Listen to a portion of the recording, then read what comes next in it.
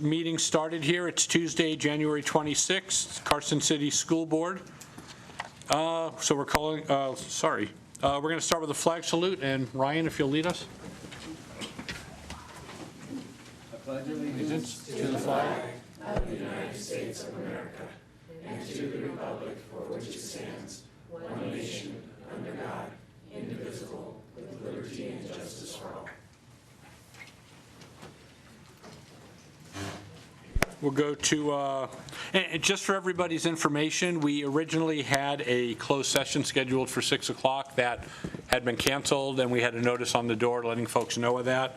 So with the flag salute, we're now moving to item 5, which is the item number 1, adoption of the agenda.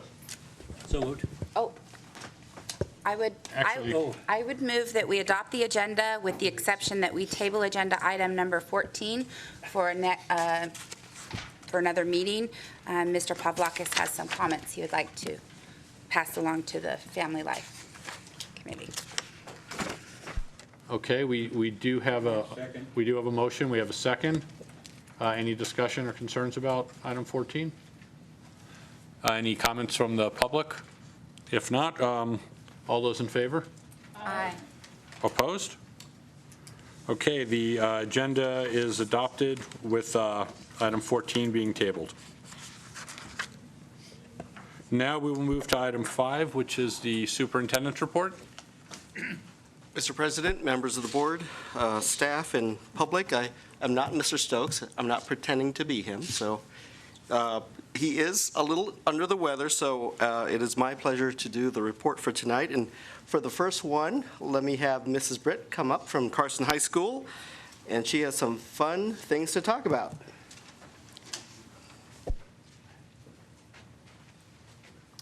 Mr. President, members, well, thank you for having us tonight. We originally had many more of our Winterfest Royal Court supposed to be here tonight, but they are currently playing a basketball game against Douglas High, so it was very difficult to get them here, but this is what I have. So I'll just introduce their names. They may not all be here.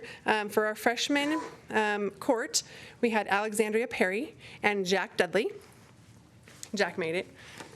We had Alana Burson and Joshua Calderon, and they're sophomores. Our juniors are Shelby Coleman and Alec Henriksen. Alec made it tonight. My boys made it tonight.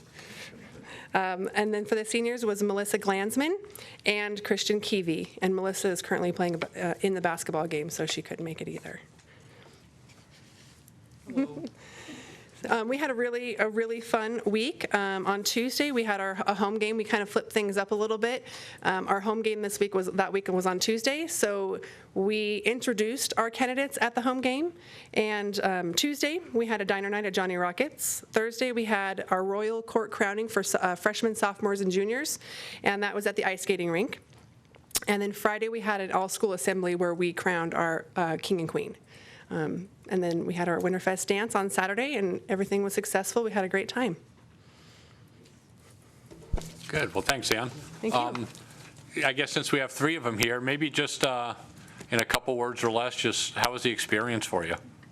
What, I know there's a lot that goes into it. There's some engagements you have to do and whatnot, but, why don't you walk us through a little bit of what your week was like? The first couple of days of the week were not so bad with the dress-up days. They were pretty fun. Then the Shanghai day was tiring. It was just a long night, and then all day at school dressed up real goofy and whatnot. But the whole week was just a great experience and just a fun time. And then the experience of being crowned king was just overwhelming and enjoyable. It was a really fun week with all the events. I'm sorry, just let us know your names too as you come up. I'm Jack Dudley, and I'm a freshman. Okay. It was a really fun week with all the events and dress-up days. Sometimes it got stressful with school and stuff, but it was fun. I'm Alec Henriksen, and they kind of forced us to do all the events and all the dress-up days, but that was a good thing, I guess. It was pretty fun and everything. Yeah. Well, good. Congratulations to you, and if you'll pass along our congratulations to everybody else involved. It's I know it's a fun process, and the school seems to come together for it, so congratulations. Anybody have anything you want to add? All right. Get to the Douglas game and root That's for right. us, because we can't go. We're on it. Thank you. Thank you.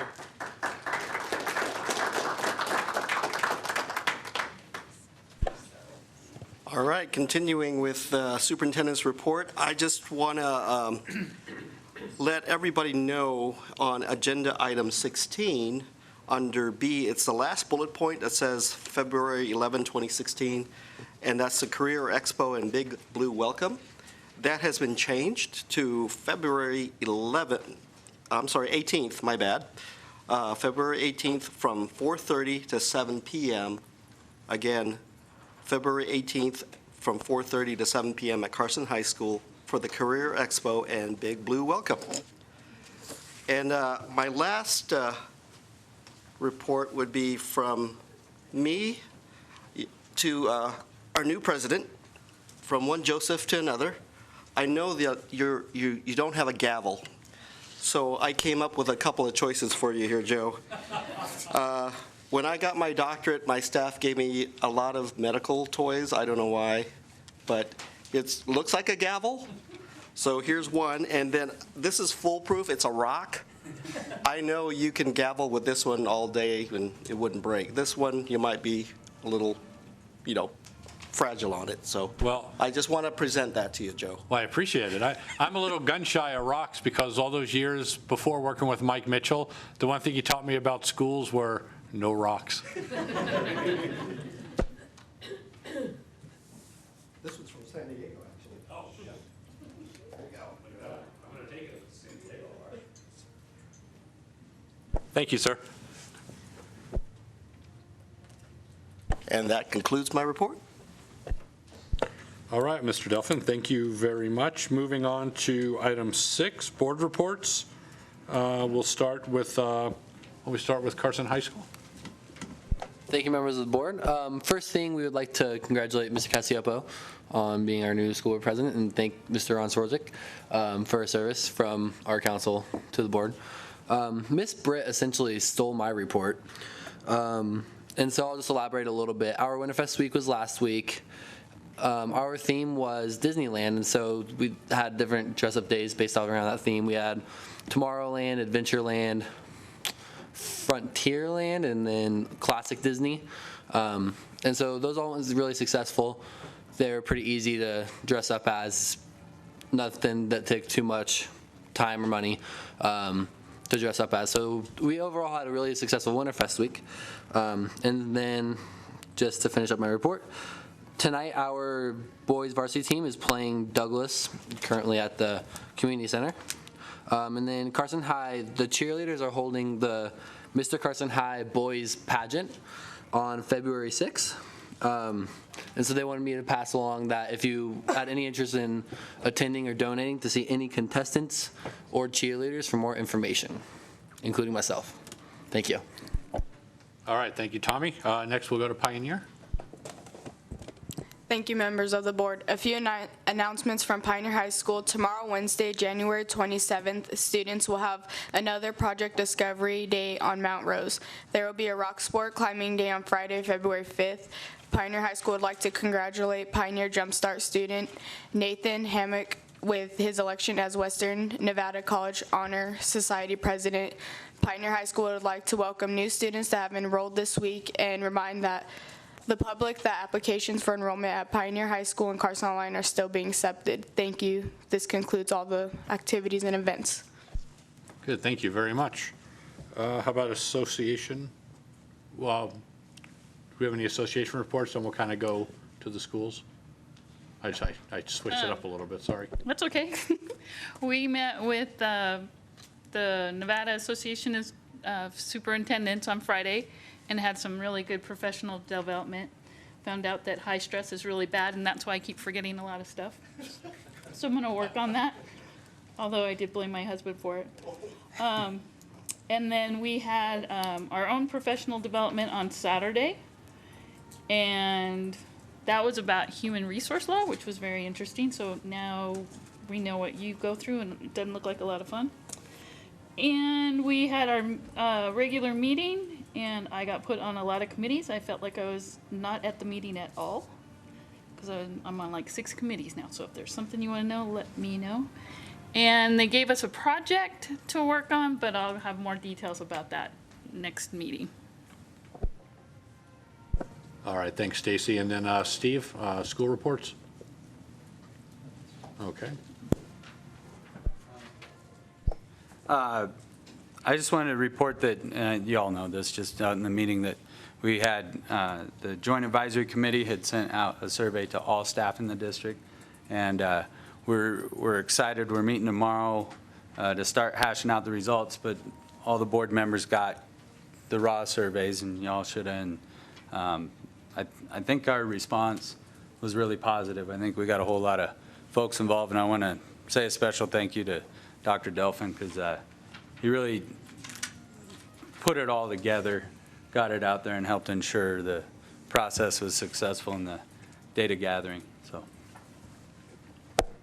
Yeah, I think I took a look at that today, and before I looked too close, I saw it pop up on my email, so I hit print. And about 150 pages into it, I stopped it.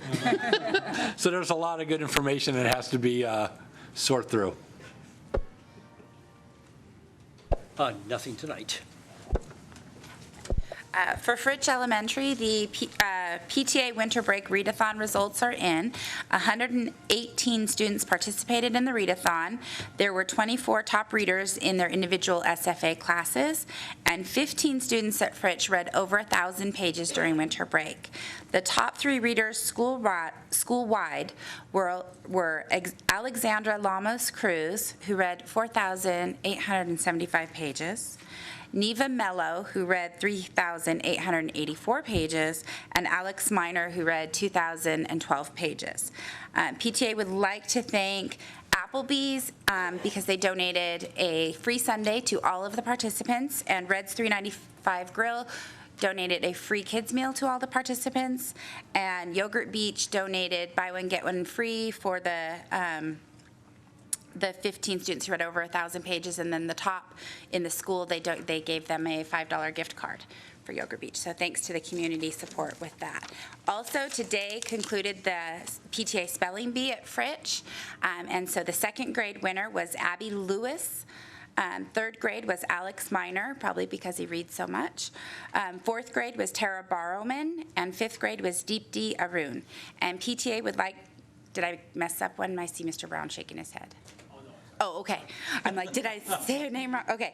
PTA would like to thank Carson City Pediatric Dentistry because they donated Kindle Fires to each of the winners.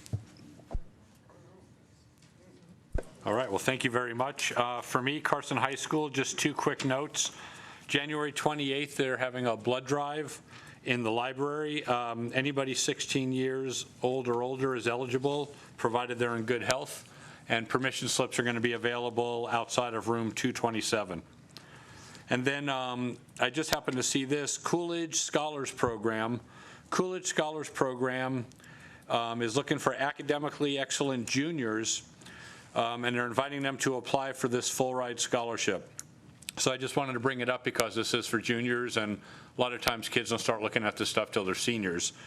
So if they're interested, the applications are due March 18th, so they have plenty of time to prepare their submittal. And that concludes my report for Carson High School. And next we'll move to item 7, which are association reports.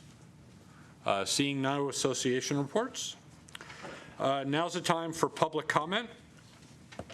And public comment can be made by any member of the public on any matter within the authority of this board.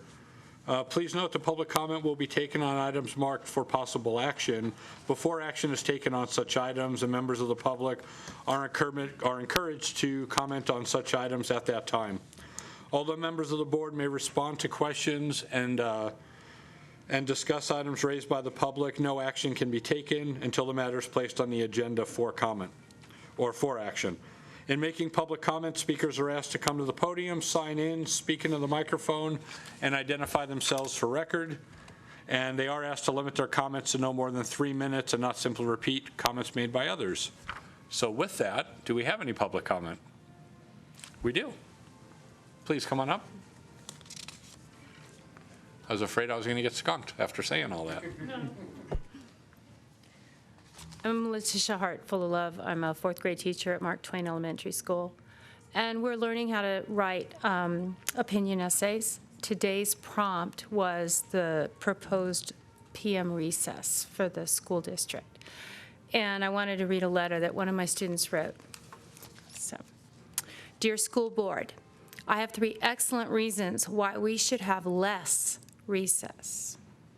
To start, less recess gives more learning time to learn math. If you are not caught up on math, you will not be prepared to take a test. Another reason is test scores are low and need to be caught up, like I stated in reason 1. And students need to be prepared to take a test and to go to college. Lastly, the students are not getting their work really done or messing around in class. Also, they get stuck on a problem and not get that problem done. That is my 3 excellent reasons to have less recess, to learn more, get caught up, and bump up those test scores. This is important because we all want to get good grades and go to college. I wanted to read this to you because this student is a McKinney-Vento student, and this student lives in conditions we can only imagine. And the fact that this person is wanting to go to college and wanting to devote that much time to school really touched my heart. I'm having a great year. My kids are making great test scores. They're making advancements. We're doing reading and 15 minutes of silent reading and fluency after school, after lunch every day. And I'm seeing a huge growth in my students. I don't know what I can cut out. I really don't. And it frightens me. I would rather give 15 minutes more of my time at the end of the day and end my day at 3:30 than give up that 15 minutes for recess. Thank you. Good, thank you, Melissa. We, this topic's come to us a couple of times, and we have discussed it, and, I have to say, we have pros and cons on both sides of the issue, so we certainly do understand it.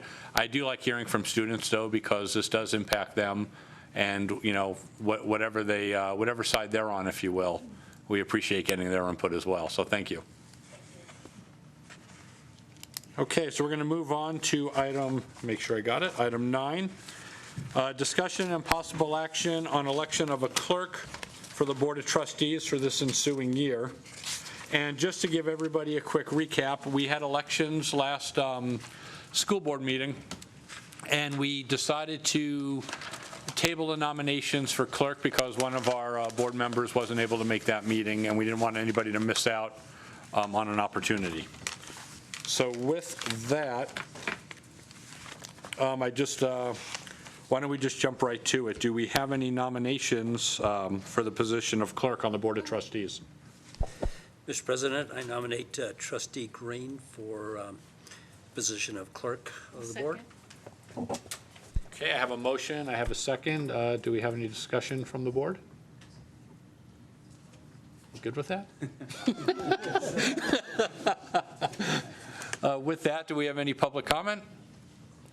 Not seeing any. All those in favor? Aye. Any opposed? Motion carries unanimously. Congratulations, Ryan.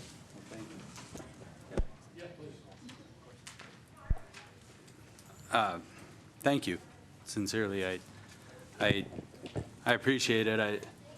I look up to all you, and I know I've spoken with all you personally, and it means a lot that you would feel that way about me. So thank you. No, thanks, Ryan. We do. We value you as part of the school board as well. I mean, you've in the short time you've been here, you've added a whole bunch already. So thank you. Item 10, informational update on capital projects in the Carson City School District. This is for discussion only, and we have Mark Kornick and Mark Johnson. And AJ.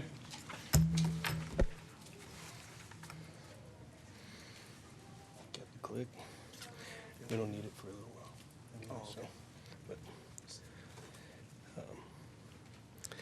Thank you, President Cassiopo. Got a good rhyme to it. Members of the board and executive staff, thank you for having us tonight. Tonight, Mr. Fueling and Mr. Johnson and I just wanted to update you on the capital improvement plan. Talk to you a little bit about the Office of Civil Rights audit that we had, and also about the current facilities master plan that we've been working on. We presented, we were last here in September 22nd at the meeting to give you the first quarter's update on capital improvements, and we showed you tons of photos and everything. We're going to show you a few, and a couple of those might be copies tonight when we get to the facilities master plan side, because we're going to recap those meetings real quickly for you and spend a little more time on the last meeting. Originally, we were scheduled for this second quarter meeting, the second meeting in December, which we ended up not having. And we were ready to talk with you last meeting, but that first meeting in January always has a lot of business, board business. So here we are, pretty much first up this time, which is good. So the first item I wanted to talk to you about, and you have it in your packet, some of the projects that we've completed in the last quarter. And this will just be a brief discussion on the capital improvement plan and those completed items, which were roughly about $55,000. Most of them are major maintenance plans. And we've been really busy with the facilities master plan, and plus the weather hasn't cooperated for us to do a lot of outside projects. And we try to stay away from the classrooms in the winter, making too much noise. We do have some additional roofing, asphalt, and concrete contracts to let and complete, with some drainage and landscape work still at Eagle Valley, which we'll be doing this spring. Again, we've been really busy with the facilities master plan. As far as the sheet that we sent you with about $55,000, is there any questions on any of those that I can answer? Okay, so seeing none, the next meeting will come to next quarter. We'll have a rough or a capital improvement plan for you.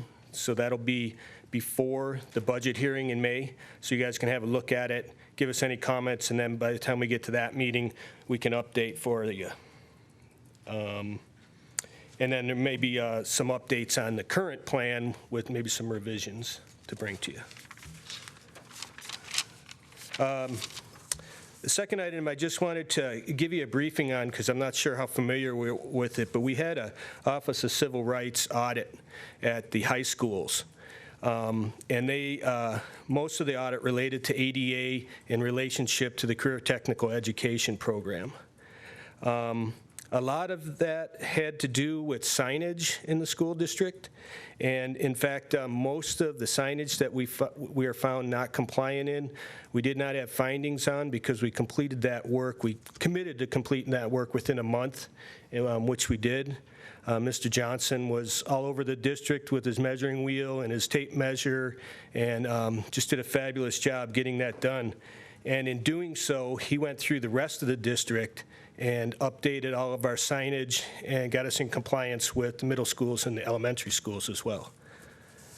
So a couple of the other items that were of concern in that audit was some restroom accessibility at Carson High School, some gym accessibility signage, which we actually took care of, and no finding on that. And then chemistry lab, career technical classrooms, as such as the auto body, the welding lab, and the ag lab. Some of the sinks in there were not ADA accessible. So what they do is they identify those for you and then give us an option over the next 2 years to be able to make those compliant. Our plan is to do that hopefully over the summer, because we want to get the chemistry labs compliant. We have to have a fume hood that is at ADA level and some science benches at ADA level. So we were actually there today with an architect looking at those areas and talking to the teachers on it. Let's see. That's about all I have on that, but I could answer any other questions for you on it.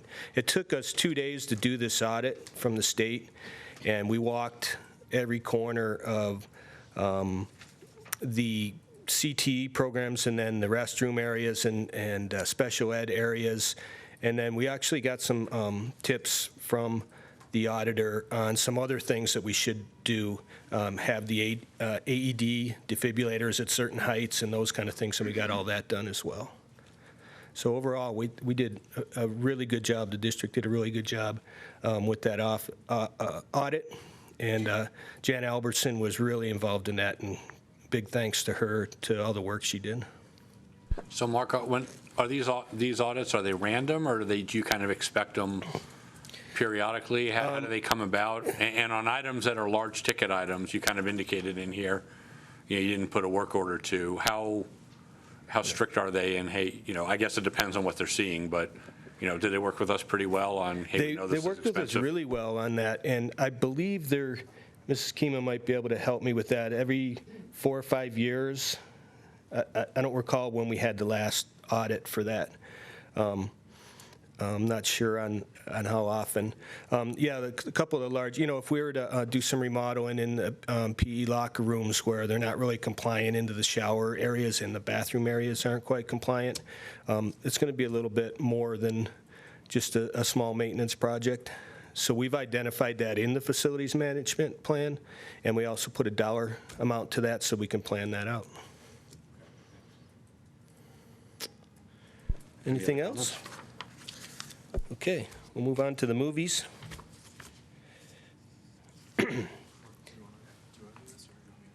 Well, you can do it. I could do it. That's fine. Okay, that one. All right.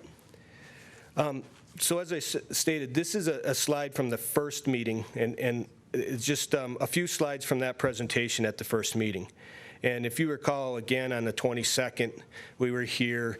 We showed you all the projects that we had completed over the summer, and some of those items may be in, a couple of those items may be in this slide presentation as well.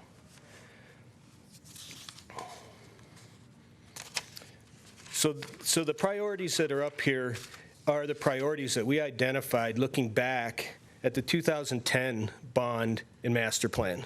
So these were the items straight out of that binder and that plan that we had. Health, safety, and welfare, code compliance, energy and operational efficiency, and educational program needs. As we go through the rest of this, you'll find out that a lot of those haven't changed. There's just a little different tweak to them, if you will. So we went through and we showed some of those projects, and the idea of this part of the presentation was to show the completed projects that we did through the bond, okay? So this is Fremont, that's their single point entry, which was a large component of that bond funding. Fritch, single point entry. And then we showed one of the connections from the B building to the kindergarten over there, which is all inside now. You used to have to walk outside at that portion. Seeliger's single point entry and their new office area and storage area. And then Carson High School's single point entry. All really nice, successful projects.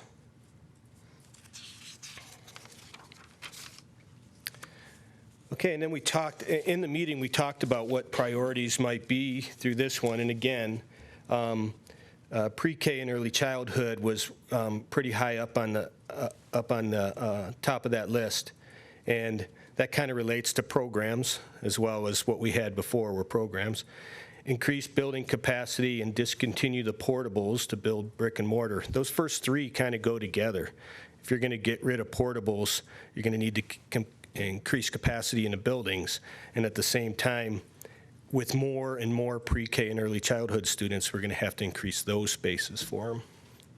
Program enhancements, sorry I used acronyms there, Race to the Top, career technical education, and science, technology, engineering, art, and math are some of the programs that we identified. And then operational energy efficiency, which tends to be in there all the time because we're trying to improve educational environments for kids.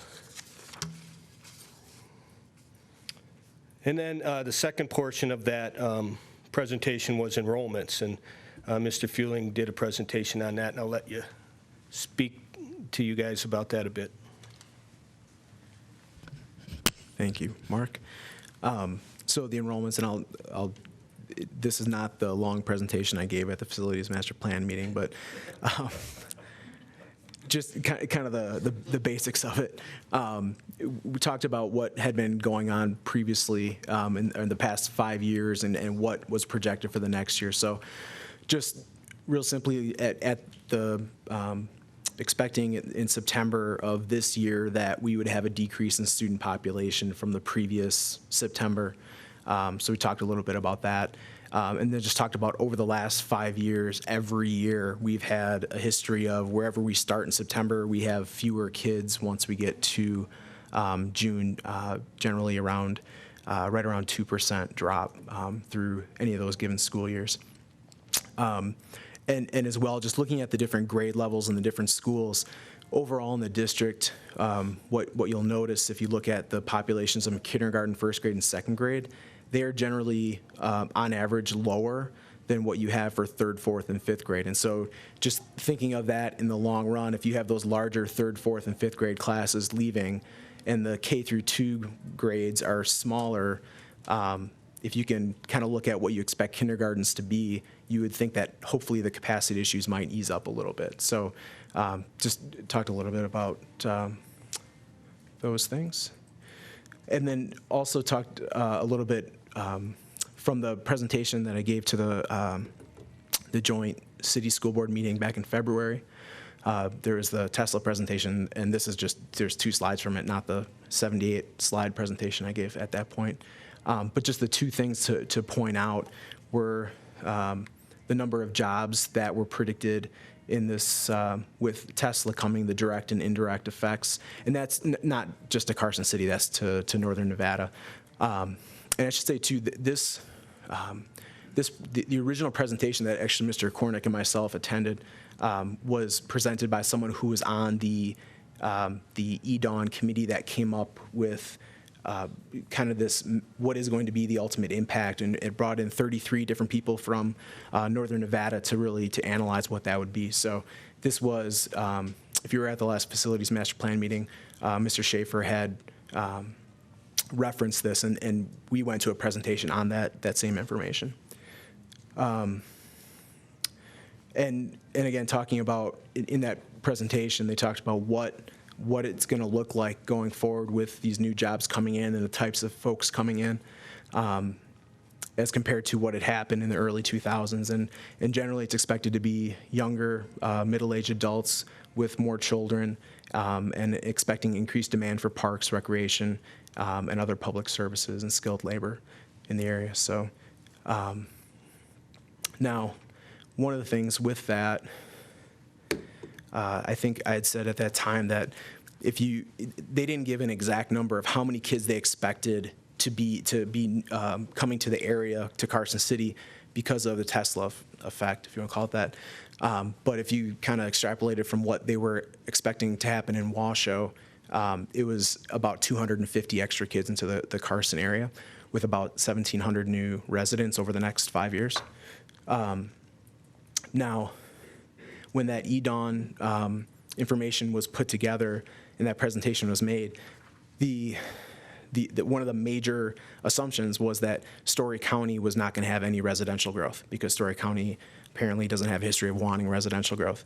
After the second Facilities Master Plan meeting, or I think, or maybe it was the first one, I can't remember now, the city planning manager for Carson City, Susan Dorpansky, told me that she had just been sitting in a conversation with someone from Story County, their planning manager, and said that they don't know how the folks at the EDAWN came up with that information, but they have every expectation of building a whole lot of residences on the north side of Story County. So a lot of that information that's in there is, I mean, obviously there's still going to be an effect, but probably not exactly what within that EDON analysis they thought was going to be. So, yeah. Thank you. And EDON also has updates. Every quarter, it seems like they'll come out with updates on some of those things that are happening now, especially with related to Tesla and such. All right, so we're at meeting 2, October 27, 2015. The main function of this meeting was to come up with what the facility needs were and what our bonding capacity is, and then some information on our energy savings performance contract. Let's see.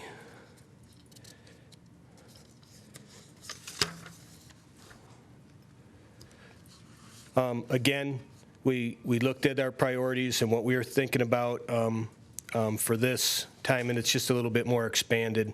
Early childhood, pre-K, capacity again, and the portables are there again. This time I got spelled out the acronyms for you, and also we're in the middle of new science standards for elementary, so we threw that up there too as something that was going to be new. And then, again, of course, healthy, quality learning environments for our students.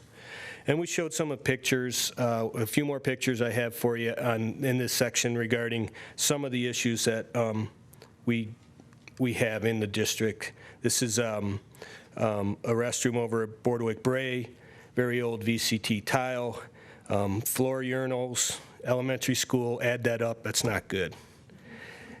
So we also have aging partitions, aging fixtures, et cetera. So it's showing a couple different type of areas. Again, here is, it relates to the bond before. This is the A and B connection at Fritch. Children are still going outside, whether it's, and teachers as well, staff. So that, I think, is really a priority in our next bonding, is to make sure that we get those things put together. Again, we're talking portables. This is Mark Twain Elementary, 4 portables, and kids are coming in and out. It's really a safety and security issue, too. And again, restroom issues. This one was actually identified in the OCR report as a accessibility issue and aging. And the last one, I believe, is that is the top of the barrel roof at Carson Middle School. Was deferred from the last bond and needs to be replaced. I think that we may have an opportunity to put that into our energy savings project if we do some daylighting in it. They may consider that, and because that'll offer some energy savings in lighting and ventilation there. So those were, I probably showed, 40 pictures at that time, but that's the gist of it. What we went through and showed is what the needs were. And that was, the needs were developed. Most of those needs were leftover needs, projects from the last bond that were deferred because of the single point entry. And then also every year I kind of go through the schools and write up a list.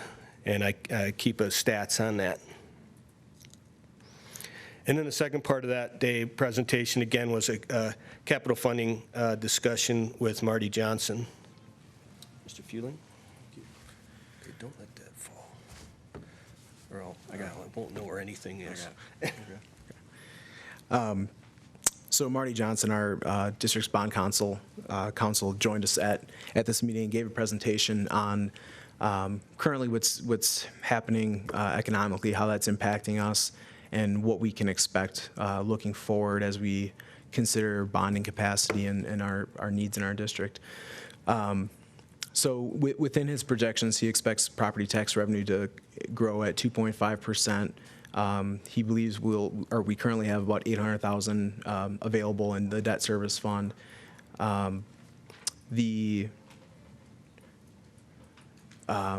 the revenues for this current fiscal year are expected to exceed what we actually have to pay out in our current debt service.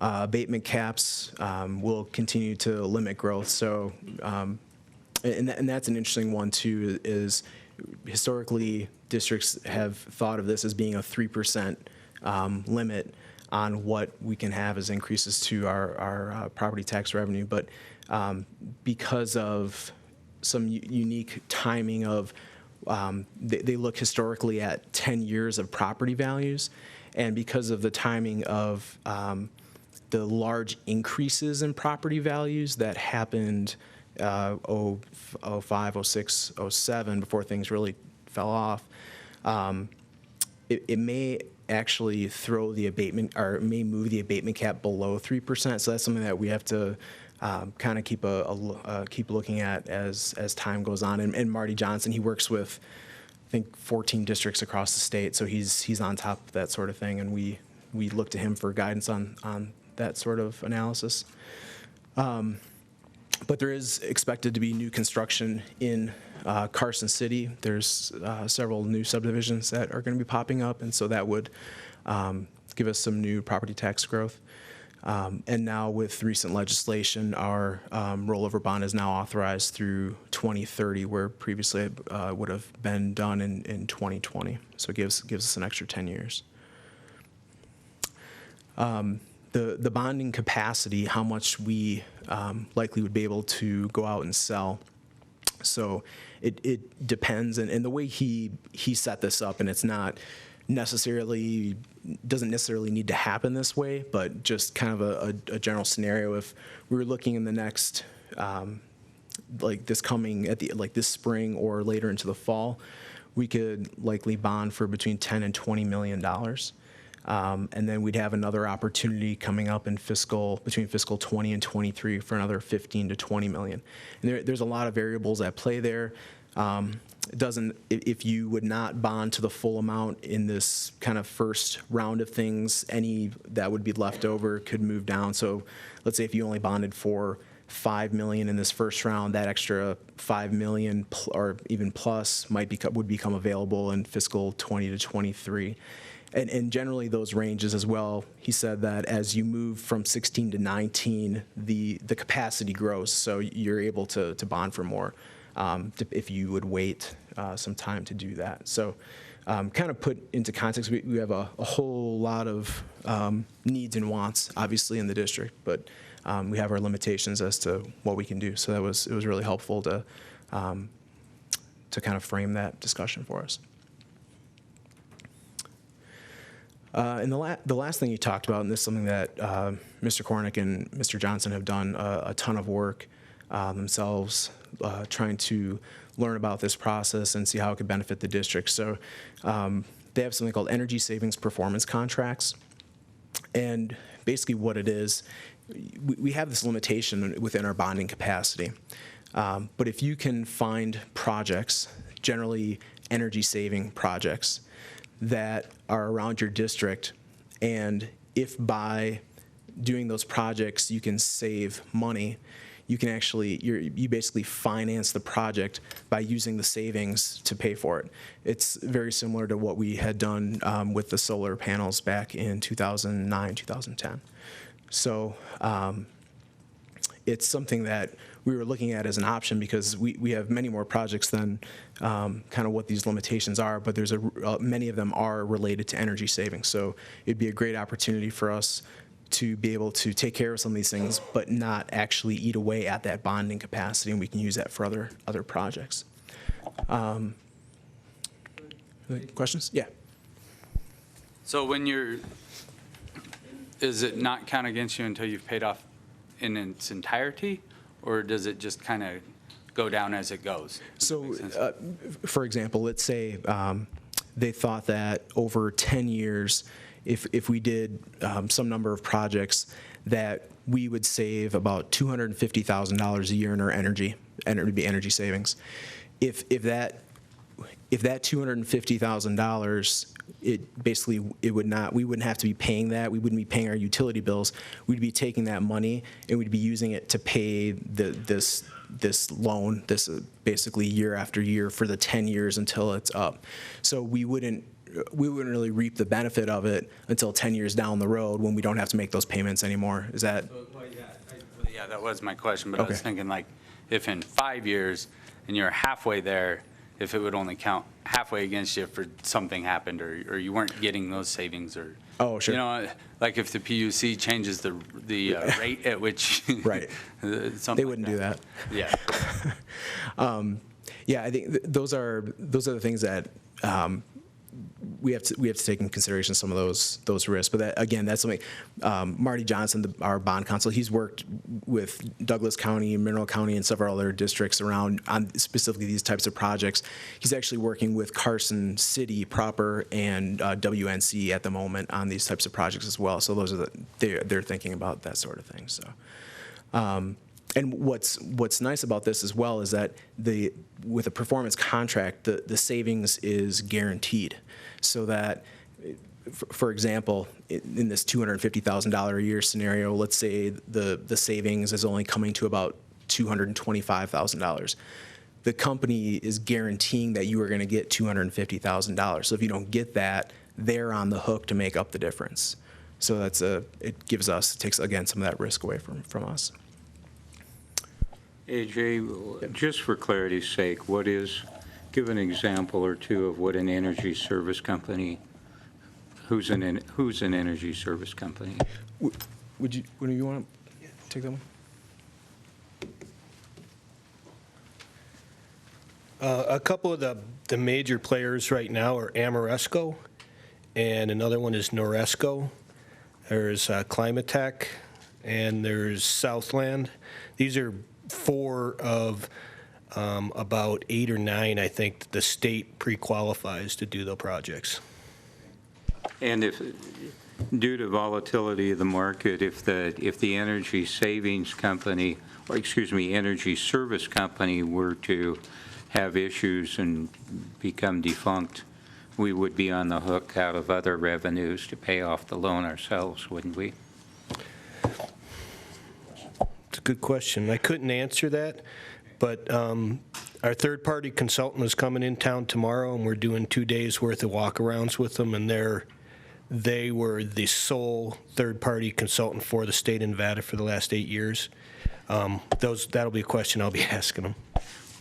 I think Ryan touched upon it, but I guess with new ownership of NV Energy, I'd be a little concerned about the volatility of the market. So anyway, over the next 5 to 10 years. Done? Okay. All right, so we're up to meeting 3 now. And just one thing, touching back on the ESCO, you did have a sheet in your packet that gave frequently asked questions about energy service companies. No? Yeah, look, I don't think it made it in our pack. Okay. We'll get that to you. Sorry about that. Okay. So meeting number 3. This was to identify those additional projects and to do some cost estimating on the projects. And again, there was a enrollment update.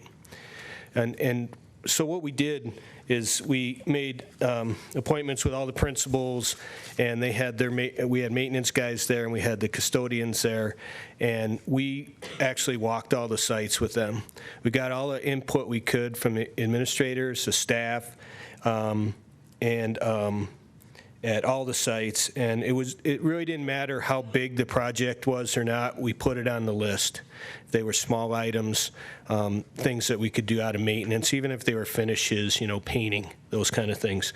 So when we come to the summary, eventually you'll see there's a pretty large number, but that's going to be divided into several different funding areas. The data was compiled into site spreadsheets. So each site has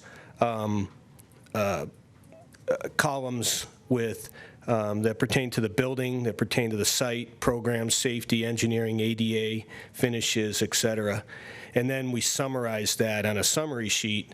The bottom of the summary sheet also had all the soft costs in there, which we estimated were the general contractors' fees at about 12%, the consultants, which are engineers, architects, et cetera, and then we added a 10% contingency for cost escalation and so forth. Okay. And the cost base basically were based on engineers' estimates from the past and the present. Past estimates from the last bond added 10% for cost inflation index.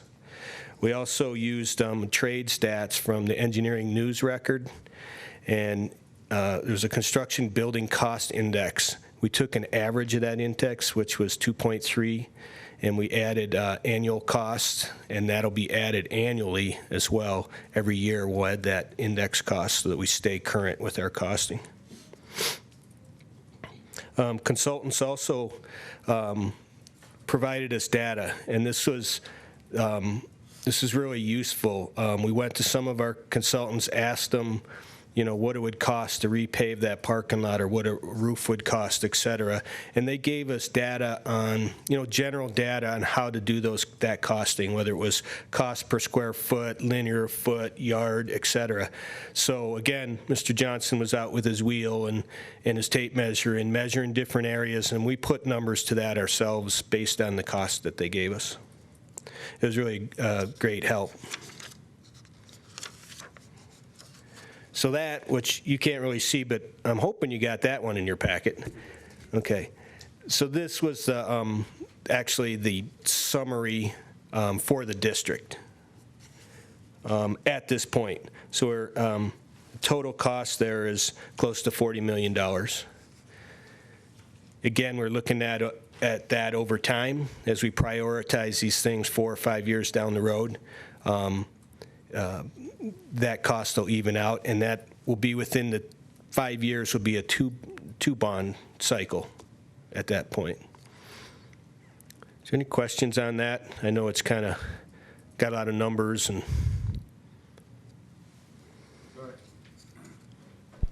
Are there, because it says a summary of facilities priorities, are there priorities within each facility? Yes, within each facility sheet. Okay. We'll have that done by the next meeting in a couple weeks. We're almost there on those type of priorities. Okay. Well, so we're pretty close at finishing all the costing. Should have that for the next meeting.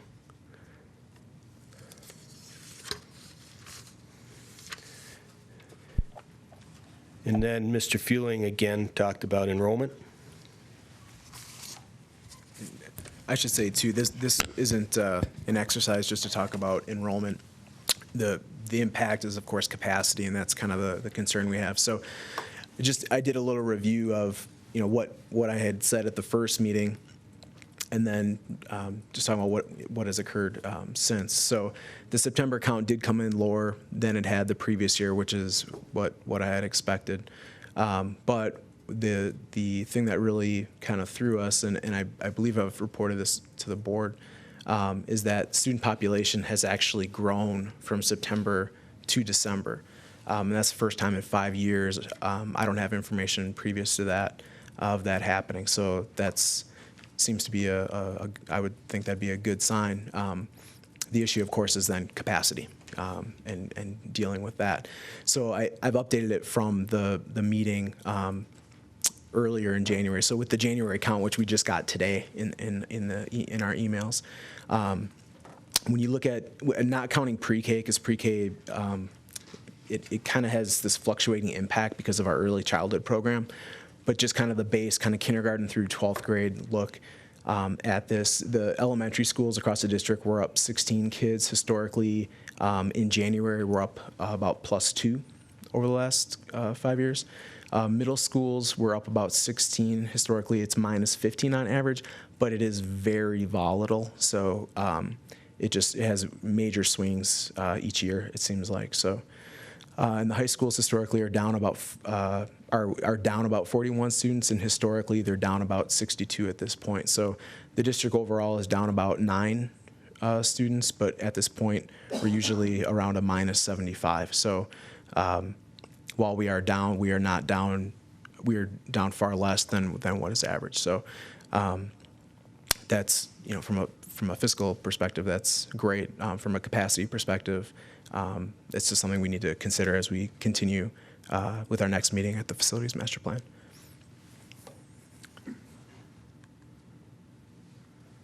So, do you want me to talk about that? Yeah. Okay. So, and just kind of looking forward, and we've talked about this at the facilities master plan committee. There are several housing developments that are in the works. Schultz Ranch is the one that we've spoken the most about because there's actually ground moving on that right now. That's going to be 400 homes way on the south side of town by the racetrack. The first phase will be 100 homes, and then there'll be 4 phases altogether over the next couple of years. Initially, we've heard that this area may be geared more towards retirees, actually, than younger families. I just learned that in the last week, which I don't have confirmation on that otherwise, but that was just an interesting piece of information to consider as we were going through this. Otherwise, we have, you know, the different, the big subdivision, Lampa Ranch.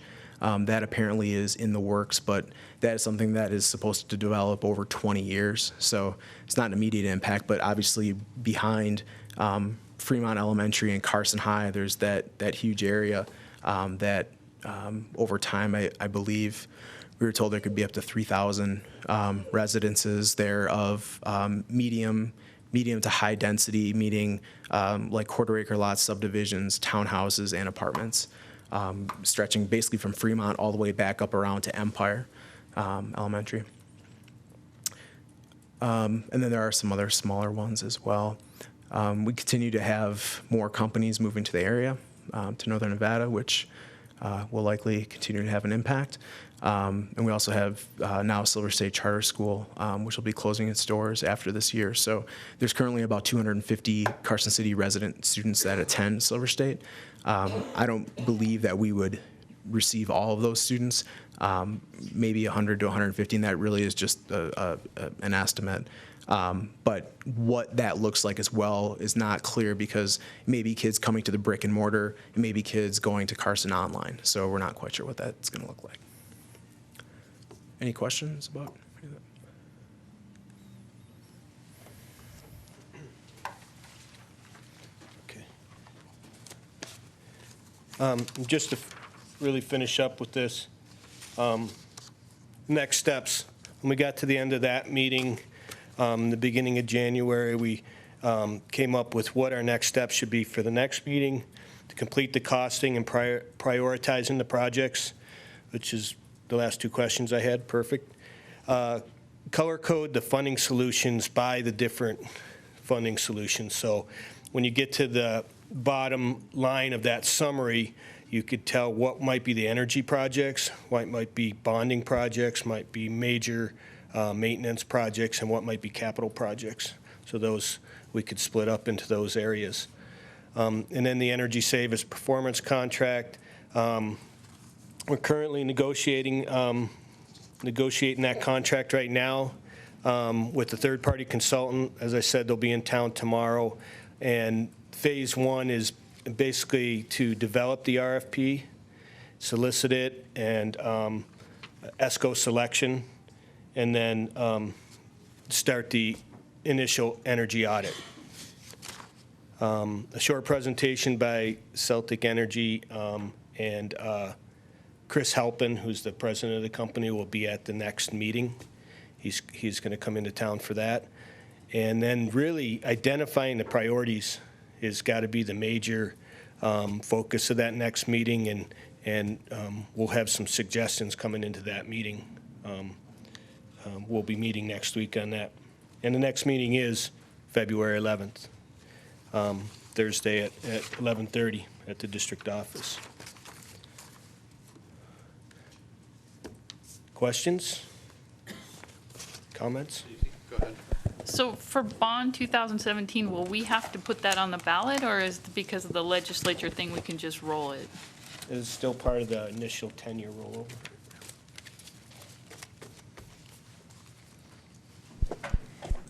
Well, looks like you answered all our questions. Oh, Steve. Steve does. Oh, I knew it had to be one out there. There you go. Not really a question, but as we prioritize and look at things, something that I keep noticing is our neighbor to the north and how they upkeep on just general maintenance and upkeep on the schools. You know, they've been trying to pass a bond measure to just cover maintenance and upkeep as opposed to building new facilities. In my readings, I see that that's also an issue a couple other places in the state. As we look at this, you know, I know we've worked very hard to try and spend a minimum of general fund money on maintenance and such and get that money from other sources as possible. But I also think it's important that we don't get into these traps where we have facilities that aren't serving our students. I mean, if we look at it and we have to spend the money, and we've got to look at it coming even from general fund in order to keep it going, I would hope that we would at least look at that and consider it. So, thank you. Yeah, that's what we're looking at now, taking some of those items out of there and what our next a group of items for capital improvements for next year, and getting ready to take a look at maybe reorganizing that capital plan. You know, recently we had a vulnerability assessment from a consultant through Pool Pack, and I walked with him for 2 days at all the projects, and he was really impressed with how our schools are maintained, how the grounds look, and he said that really adds to the culture. You know, he would walk through the school. There was a couple places where he was taking pictures, and people came up to him and asked him, "What are you doing here?" So I think that safety is there as well. And so that was kind of nice to hear. He also said he didn't have many schools that he's ever worked in that had all single point entries at the schools at any level. So that was kind of nice to hear. So now it's just maintenance and maintaining, changing protocol, those kind of things. Mr. Cassiopo, I'd like to propose, Jose Delfin, for the record, that henceforth, all PowerPoints with orange are banned from any meetings and presentations. Just a thought right there. And I do want to take a time out, and I do want to know what the score is, Mrs. Kima. Do we have an update? 44-28, and we're in the second half, but I don't know. Who is 44? Who is 44? Who's 44? Carson. Yay, go Carson. Sorry, Dan. Yeah, Laurel. Just a quick comment that I brought it up in the meeting as well, but I'm concerned that our elementary schools are already at capacity, basically, and we have a development coming in with 400 homes. And I think if they're starter level homes, even if they're geared for retirement, it could change everything if it's retirement homes, but if they're starter homes, I think they're going to come with children. And I really want to keep that in mind, that we need to make sure we have enough room, because I'm concerned our schools couldn't absorb the children that may come with those developments at this time. Definitely keep our eyes on that. What we're hearing right now is they're not really, well, starter homes are more in the 350 range. But still, yeah, that could, we could have children out of that too. So we're anticipating that. It's just how quickly we can go. Yep. Good, yeah, Ron. Mark and AJ, we also talked about the special needs students and increasing their capacity. Is that built in here? We actually have been talking about that and have a plan that we've been looking at for that, special needs students. Well, okay, so what this represent? This didn't represent all we talked about, because we talked about taking some pressure off the Carson Middle School and High School with a STEAM school that would be a school that would accommodate kids from 6th grade through 12th. Was that included in here? And I'm just talking about what does this represent? Those actually represent increasing capacity at several schools. So those dollars do represent that. They do represent some special ed needs. I have talked with Principal Sadler about a STEM area in his school, so we have some money into there. You know, the entire plan isn't all the way together yet, but there is money built in for some of those things. Well, I think we were talking about with either the elementary school or the STEM school or the STEAM school, you know, to buy, build, or lease. I mean, so what you've got here is not representative of what was discussed at the last meeting. I mean, Laurel and I were there, and I don't think this is entirely accurate. Well, I wouldn't say entirely everything was in that presentation. I'd say you're correct with that.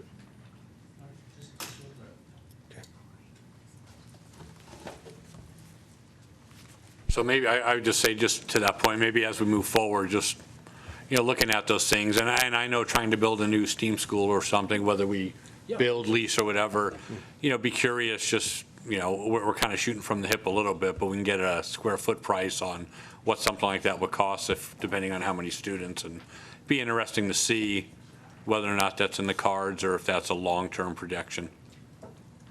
So, but anyway, any other questions?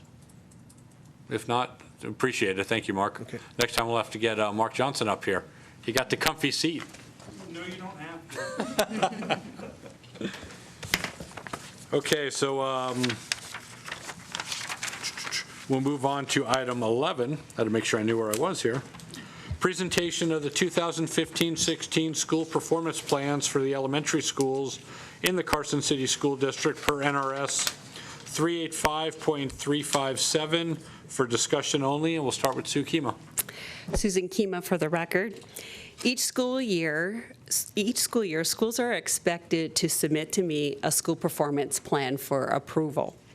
Annually, schools then, after that, present to you and the public.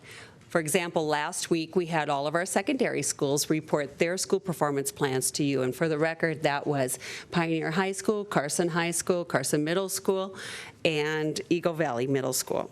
Tonight, it is my pleasure to have our 6 elementary principals present to you what it takes to create a school performance plan, the components of the plan, and give you specific examples and highlights from their very own schools.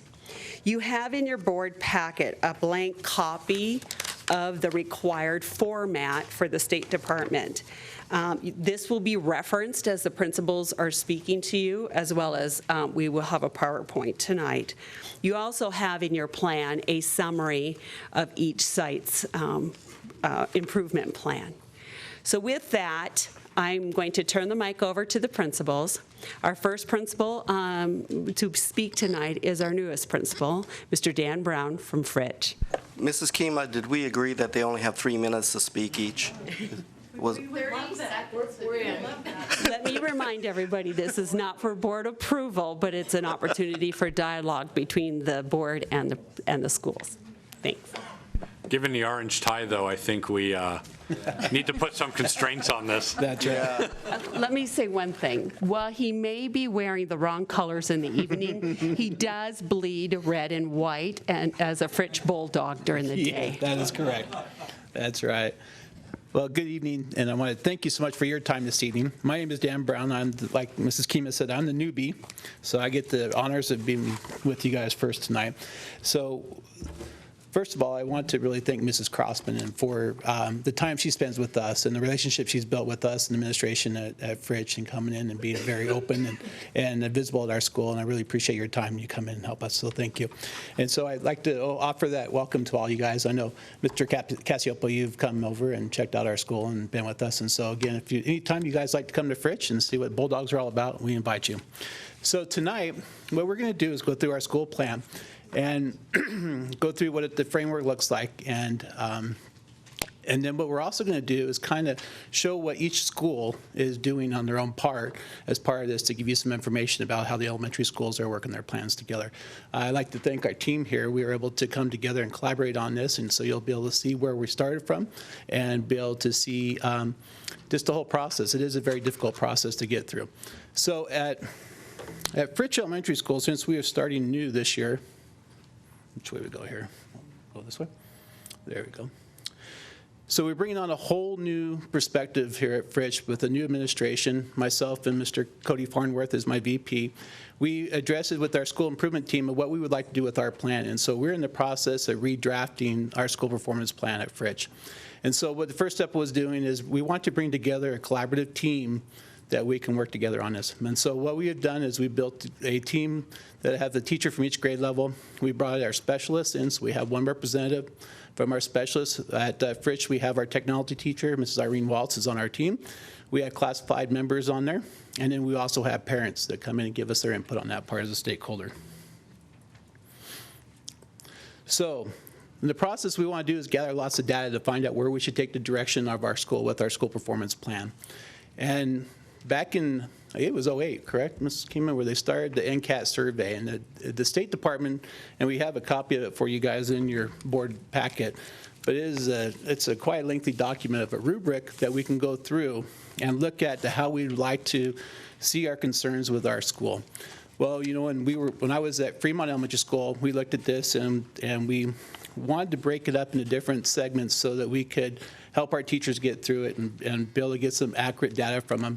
And so one thing we came with the help of Nancy Bryant with us is we came up with a nutshell, as we call it, the NCAT in a nutshell. And what was a tool that we want to organize some evidence to support what is happening in our school.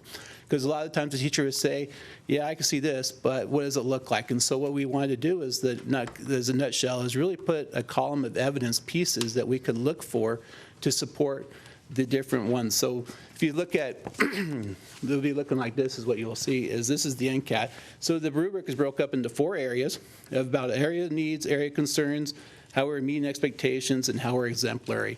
And so we needed to find some different ways that we could prove to ourselves if we were actually meeting that or exceeding that, or if that was an area of concern we wanted to work on within the school. So step 3 then is, you know how lengthy this is? We broke it up into 3 different sections. And the first one we wanted the teachers to do is really get in some collaboration with their grade levels and come back to our team is look at the curriculum instruction. So they started to really evaluate where we're at with that. Then the second part was looking at the assessment and accountability and seeing where we're at with that. And then finally leadership and seeing as the direction we like the leadership and that could relate to maybe school policies and things like that we'd want to promote and look at to see if there's any change. And a big part of that too is looking at the mission statement of your school and looking at your vision, the direction you like it. And that's what we're a part of what the process will be with Fritch. So after we've gathered all these results, come back as a team, analyze it, share it out with our staff. And the other part of it is surveying stakeholders. And that is bringing parents, addressing with the PTA, and then, which is a great organization that we can get this information out to and they can share it out. And then we'll also look at the students and see where their concerns are. This year, the students had an opportunity to take a survey about safe and respectful learning, and that data can be used within this process, but also just having leadership teams, kids like that, just having conversations with them and find out what they see as part of, you know, like our 5th grade students, there will be alumni of Fritch Elementary School in the future here, and this what they would like to see and what their thoughts are of the school. So after we have all this data together, what we'd like to do, if you'll see at the second page of the plan, you'll notice that you'll see a little box there. It says create a summary statement. And your summary statement is after you've analyzed all the data. And Mrs. Allred will be going into that as further about more data that we look at as state assessments and other school and map data and SFA data and everything like that we have. But what we do is kind of like analyze everything, especially looking at what we come up with our NCAT, our surveys, everything. We want to create a statement that reflects the inquiry and the action planning process that we would like our school to go in, and something we can always refer back to see if we're in the right direction. If our plan is going to be useful, if it's going to be meaty enough to support what we need to do with the school to make the proper changes and to take the school into the future. Okay. So now what I'd like to do with my part is I want to invite Mrs. Allred up, the principal of Empire Elementary School, and she'll take us into the next steps, okay? And I believe if you had any questions or anything, I think we're going to wait till the end, Ms. Keem, or do you want to address it now of my part or anything like that, okay? We'll see how it goes. We'll probably, I mean, if something comes up and we can address it quick, Sounds good. All right. Thank you very much. Thank you, Mr. Brown, members of the board. My part of the presentation is to kind of walk you through the document that becomes the school improvement plan. And in your packet, you only have about half of the plan, half of the pages, because many of them are repeats of the same thing. So if, oh, I forget how to do this little thing here. Okay, so pages 1 and 2 of your document. The first page is who's on the team, your status, all of the pertinent information, and who serves on your team. And in Title I schools, it is a requirement that a parent serve on the team.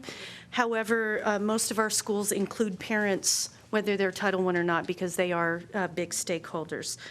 So on the second page, I'm on page 2, the comprehensive needs assessment. That is what Mr. Brown was speaking of a little bit. But this is where you take all of the data you have. So we'll use SBAC data, which was previously CRT data.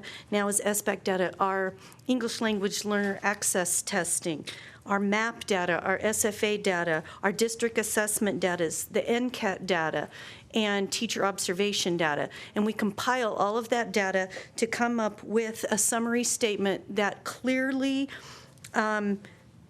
provides information on the trends of your school, because you cannot just use 1 year's data. You need to go back at least 2 years so you can show trends in achievement or struggles. So then you write your statement as to where you wish to go, where you are, where you want to move to, and any barriers or expectations that need additional support would be in your summary statement. Also, there's a drop-down menu. The nice thing about the state plan is it all populates itself.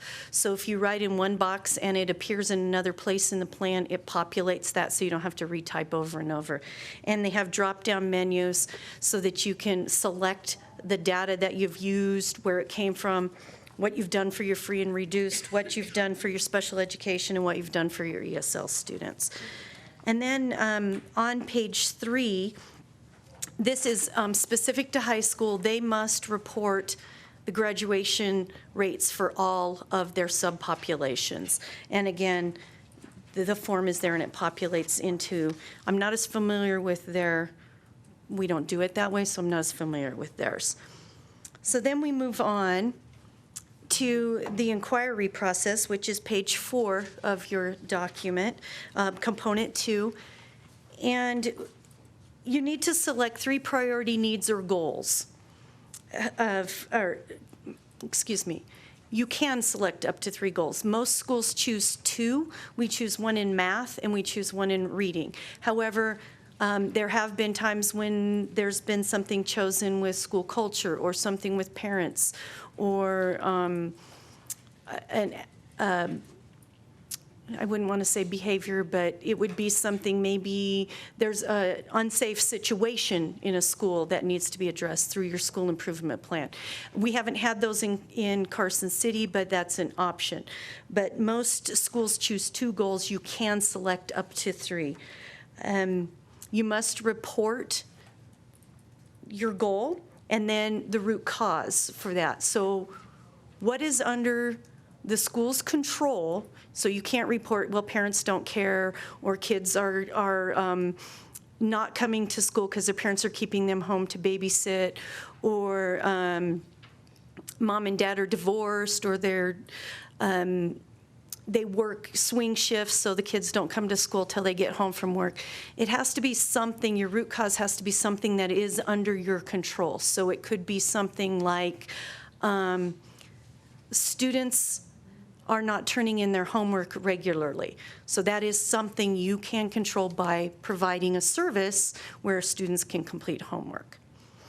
And then you have your measurable objective, and my colleagues will go more in depth into what the inquiry process is and how you identify that, so I'm not going to go quite into that. But the SMART goal is a goal that is specific, it's measurable, it's attainable, it's realistic, and it's timely. And again, my colleagues will go more into depth with that. So then you develop action steps. And there are 3 areas you must develop action steps for. So that's at the bottom of page 4.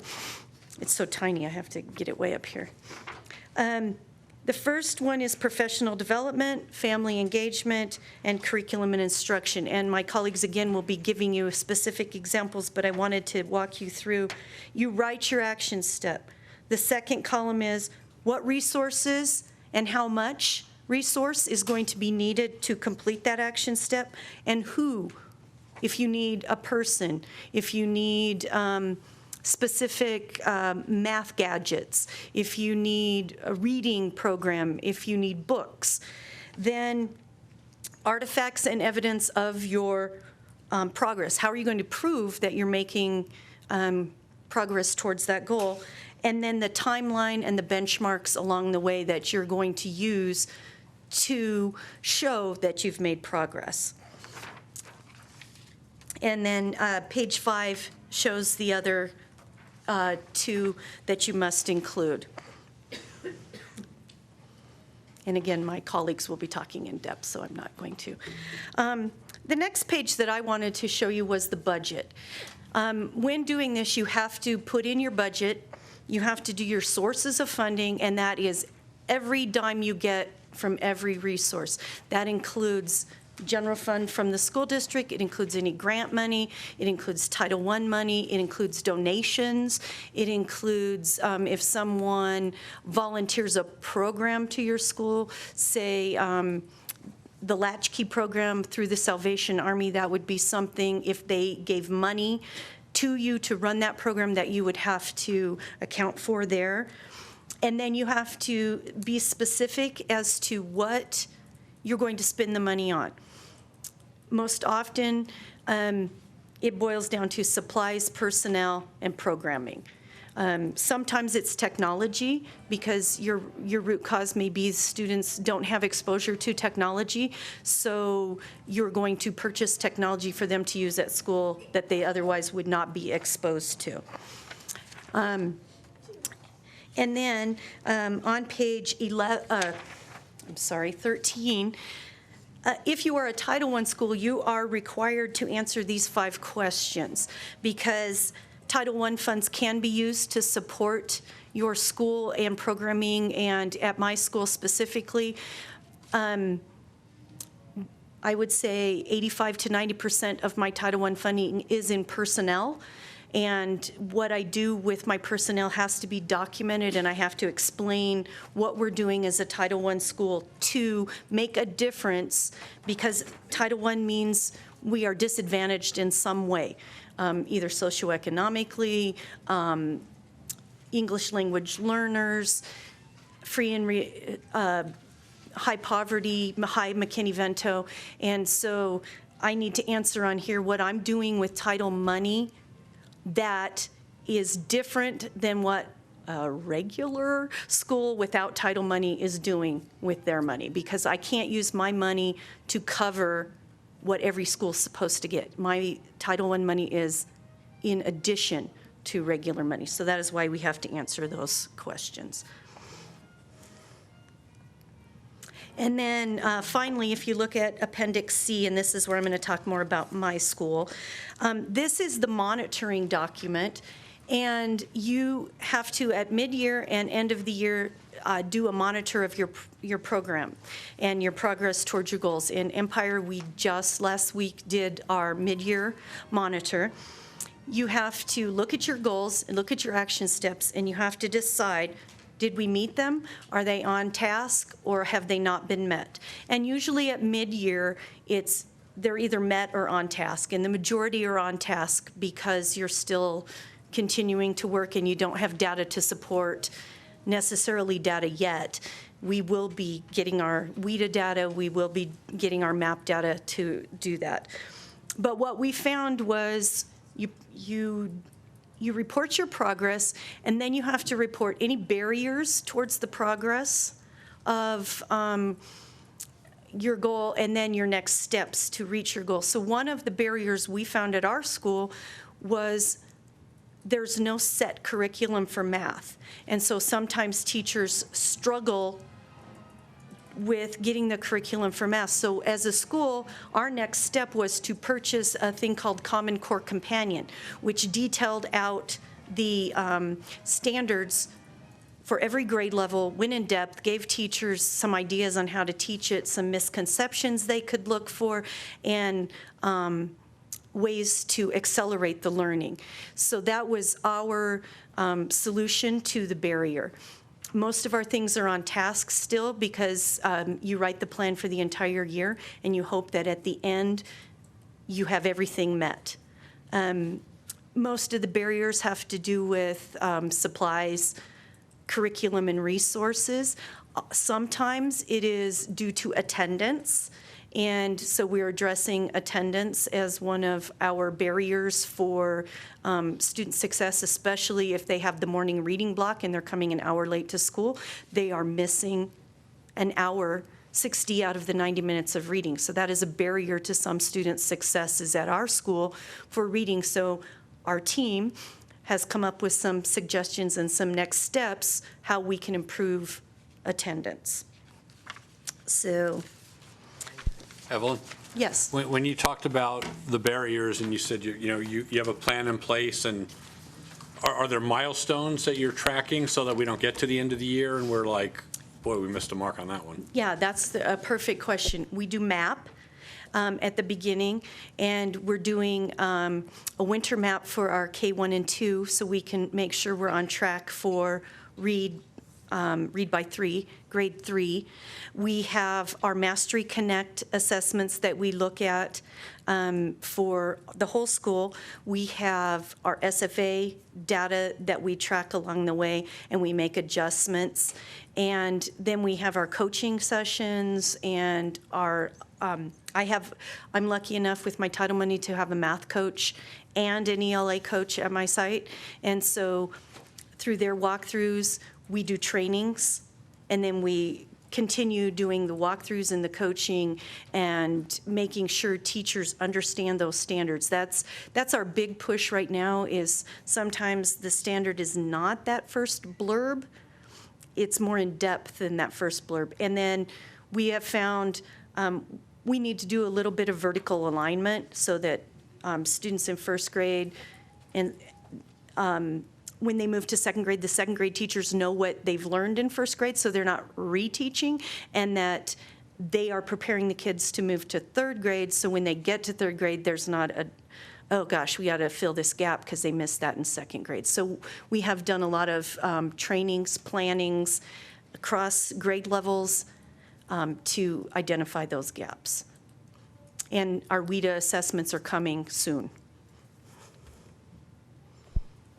This might be better answered by Ms. Kima, but I know Race to the Top was a secondary grant, but it sounds like learning targets need to be implemented or something in that form to create that unification, I guess, and the vertical alignment instead of each site maybe purchasing their own. Or are we going down that road?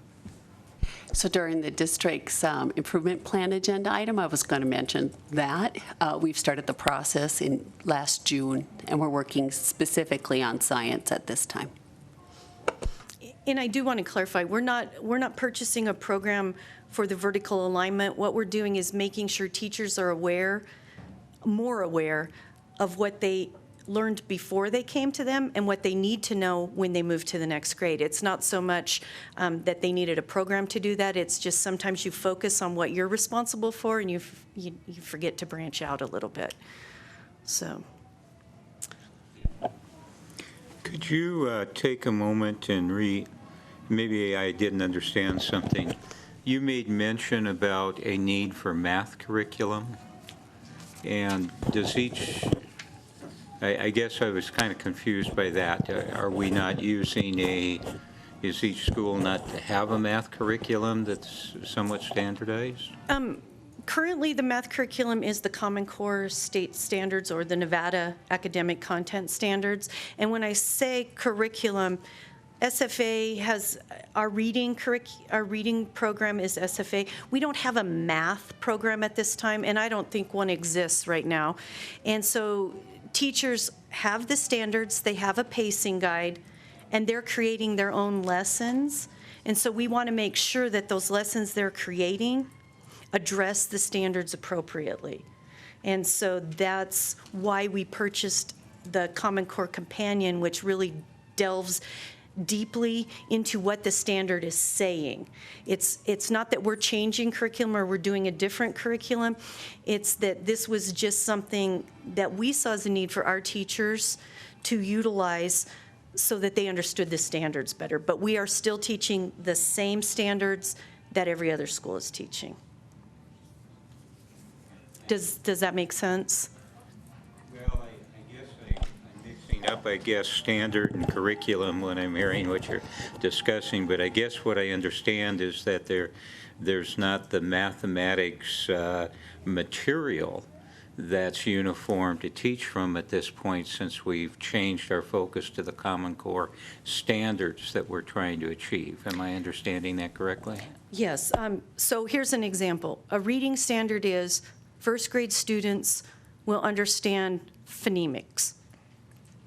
We use the Success for All reading program to teach our students phonemic awareness. In math, the standard may be they can multiply and divide fractions. Well, teachers have to develop their own lesson to teach how to multiply and divide fractions because we don't have a program that they can refer to. We're getting it. At my school, we use LearnZillion, Engage New York, and we're working with Flex Math as a pilot program, which we're not sure we like that, but with the Common Core being so new and the Nevada academic standards being so new, there hasn't been a program developed for anyone to use at this point. Even Engage New York was developed by the Department of Education in New York. It's not a program. It's their lesson plans for those standards.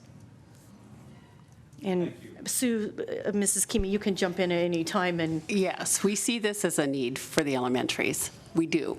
Right now, we're going through the same learning process that we did with the Race to the Top and applying it to science. And with that, we're dabbling in the integration of math, of course, and English language arts standards, because the new science standards don't just stand alone. They bring in math and science. And then the next piece will be the math, because the materials and the resources that were purchased before for math was prior to the Common Core. And then the first phase of that was figuring out where the standards shifted, because sometimes things that were taught in 6th grade are now being taught in 4th grade. Or things that were being taught in 3rd grade are now being taught in 2nd grade. So we needed to figure out where were the changes.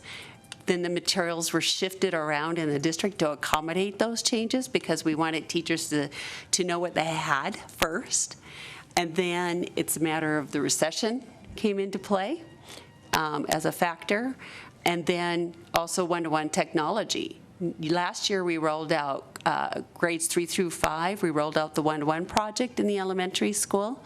And with that, to be better consumers, I wanted to make sure that when we start to look for the materials to match the Common Core, that our teachers had access to what's available out there in open source, or what's available out there regarding the technology, but also what's available with textbook, not just textbook driven, because there isn't one textbook that you can go chapter by chapter by chapter that follows these Common Core standards.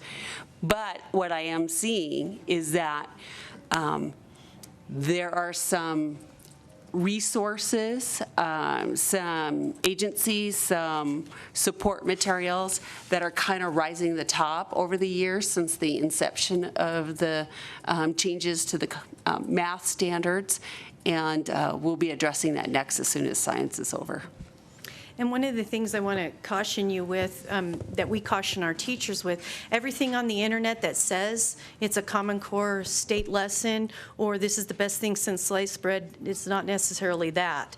So we really need to vet out some of the things that are found on the internet. There's great foo-foo websites for different lessons, but it's not necessarily addressing what we need the students to learn. And so not only do our teachers look for it, they vet it to make sure it meets the standard that we're looking for in the Carson City School District. And that's where the math coach and the ELA coach comes in very handy, because they are the experts on all those standards, and a teacher will go to them and say, I found this online, what do you think? And they sit down and vet it out together.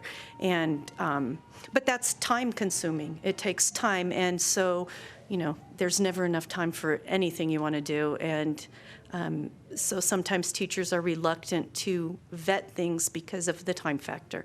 But they work hard to find those things that are going to keep the students engaged and that meet the standards and meet the expectations for high rigor. So I have to give them all kudos for that hard work that they do to find what they need for their students.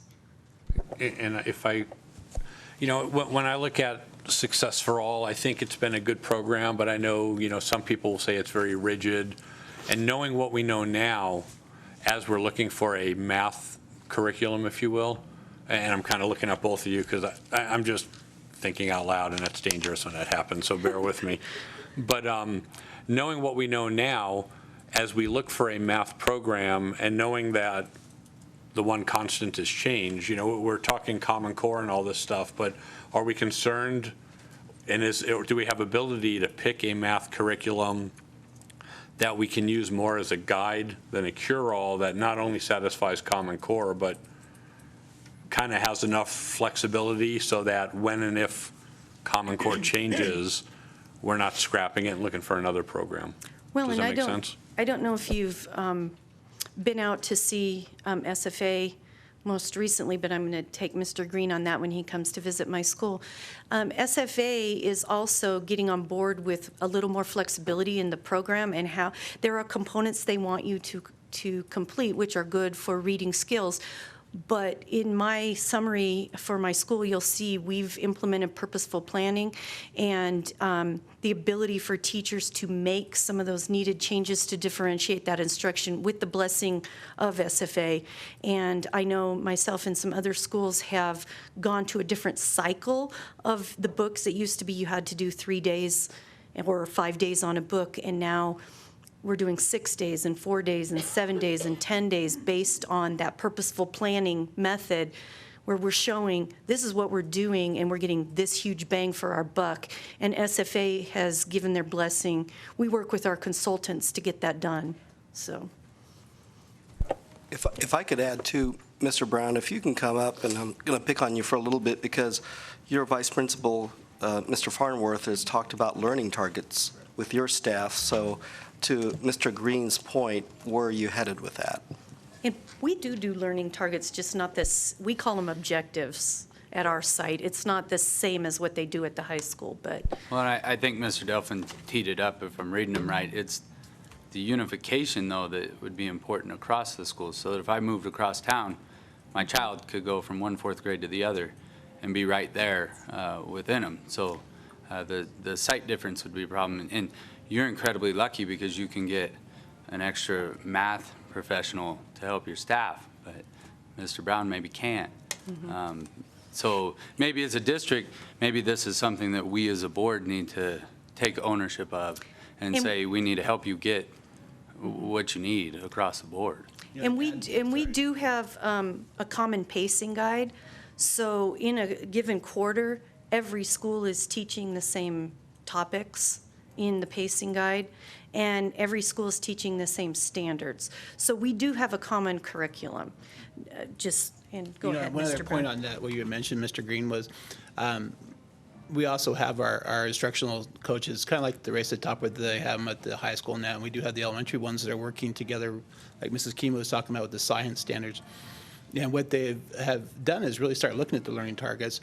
And through our collaborations during PLCs, those teachers have come back and really shared that information out about what to look for. And you know, I had Mr. Farnworth, who was an IS at the high school and at the science department, has been a great asset for us to be able to come in and see like where we can go with this, and opened up a lot of conversation during the PLCs. And that's what's been really nice about it, is the teachers are not afraid of it. Just like what Mrs. Allred was saying, that they're used to objectives and now. And one of the things about the NEPF is that metacognition, about when students understand what they've learned and how they've met that target. That's the conversation pieces that all of our teachers are having right now with administrations and just in their collaboration in their groups, is about when do they know what they've done and how they're successful with it. And that's a big part of, you know, the targets and where we're at. So we are on the right track of getting there, you know, just like where the high school and middle schools are right now. And I think we're going to be there very quickly. So. So you were my question kind of was, is there a math curriculum out there, and do we want to go down that road? And I was just curious what your thoughts were on that as well. Well, like I said, that's the next priority. We're working on the science standards, because it is an integrated block with science and math and English language arts throughout. Because in order to really get into science, it has math concepts, it has lots of English language arts opportunities. But as far as one point I wanted to make too, you mentioned that can we purchase something or a program or materials that are flexible so that if the standards change, too, in the beginning, we did have some materials, so we were weeding through what ones fit, which ones don't. But we also have to realize per state contracts, these contracts last 7 years, and then the districts, regardless of a change in standards or not, are expected to look at new materials. Okay. So it could be in between a cycle for standards. You know, the state is also looking at open sources for us to utilize. They too have been looking at resources for the districts, and I think they're getting very close to being able to come up with something for us as resources. But we got to remember, with textbook companies, they service the large markets. So they make textbooks for New York. They make textbooks for Chicago. They make textbooks for LA. And then the rest, we all see which one best fits our needs based on what our state's adopted. Can I add something? I'm sorry. Something I think that needs to be added to kind of assure you. What Evelyn was saying, I just want to echo that for the last couple of years, the staff, the teachers have been working very hard. The district has given us time for collaboration. So teachers aren't just out there with nothing and picking and, you know, grabbing and, oh my gosh. I will say at the beginning that's kind of how everybody felt, but they've worked really hard, and within schools, within grade levels, they have taken those standards that are throughout for every grade, the pacing guides that are throughout the district, and they have found what they need, and they have developed curriculum that works for their students, and I think they're very invested in it, and they put a lot of time into it. I think what Evelyn was saying is she was adding one more resource to help them in this journey, but it's not like they've done nothing. You could walk in to a school and say, what is third grade doing in third quarter, and you could see what the math curriculum was, even though it's not in a book, if that helps. So is this something that maybe we could do homegrown? I mean, if we've already put a bunch of work in and we do the PLCs across schools at grade level and within, you know, is it? Well, that's what we're doing with the science standards. We have the math coaches and the English language arts implementation specialists that are and developing this work. And then we have a cadre of teachers that come in on a regular basis after school to vet it and maybe pilot some of it out in the classroom or get feedback from the teachers on it. And so in June, we will be able to roll out the science piece and then also bring in another group of teachers to understand what we're talking about with curriculum and assessment development, and then spend a lot of time on this next fall for the elementary teachers as far as what does it look like, and here's some resources for you and that sort of thing. But in the meantime, we'll be going back around, and I mean, it's kind of like your home. Don't just clean one room and it stays that way forever. You kind of keep cycling through things when you're remodeling or whatever, when you're updating. Curriculum is the same way, because when you go through it the first time, it's like a book you read, and you think it means one thing, and then when you go through it again, you realize, you know what, it really has a different meaning to it based on discussions, based on research, based on test results. And you have to sometimes go back and just keep monitoring it and revamping. Thank you, Mrs. Gillis, because I think that really, I'm wary of purchasing a program and spending money to something like that, because I get concerned on it taking away the art of teaching. And I think we have many teachers in this district who are very talented at teaching math and teaching reading, and they have the ability to do that quite well. I get concerned sometimes with math. You have it's the same with reading. You have high variables in each class. And I think, at least in my experience with 4 or 5 kids going through, 2 are in middle school already, and I have a 5th grader, there has been a lot of adjustment to the needs of the individuals. Math is something that some kids pick up, and they can go very far with it.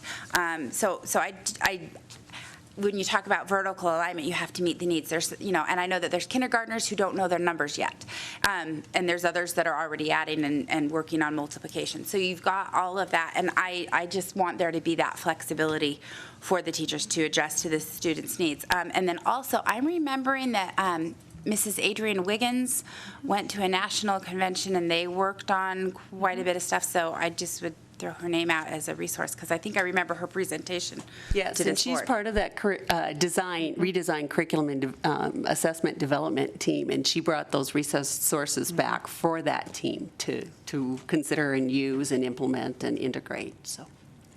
Well, and I want to apologize if I misled you to think there wasn't any curriculum. Maybe I didn't. I'm glad Casey came up and kind of clarified what. Yeah, and I don't think that was a reflection on your presentation. It was just, there's been kind of, as parents and people in the community, it seems like math is like like Mrs. Kima said, it's kind of our next step of, we're trying to tackle these things, not one at a time, but trying to get the momentum going. And we know people aren't starting from square one, but just trying to get a feel for what those tools are and in layman's terms, which tools are good and which tools need help.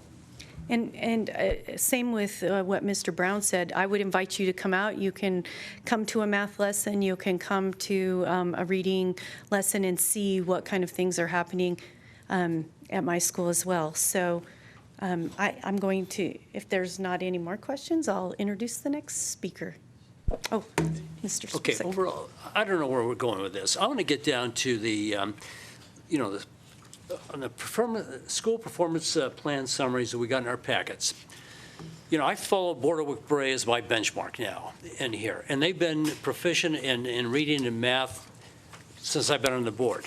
All right, they're a Title I school.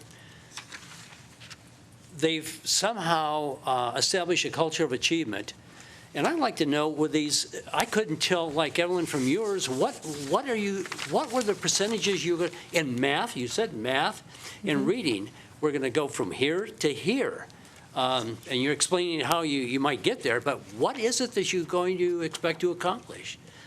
I need to know that. I want to talk about Seeliger has got, like map-to-map scores, And that is on the full plan. I didn't include it in the packet, but I certainly can get it to you. Well, it's that summary.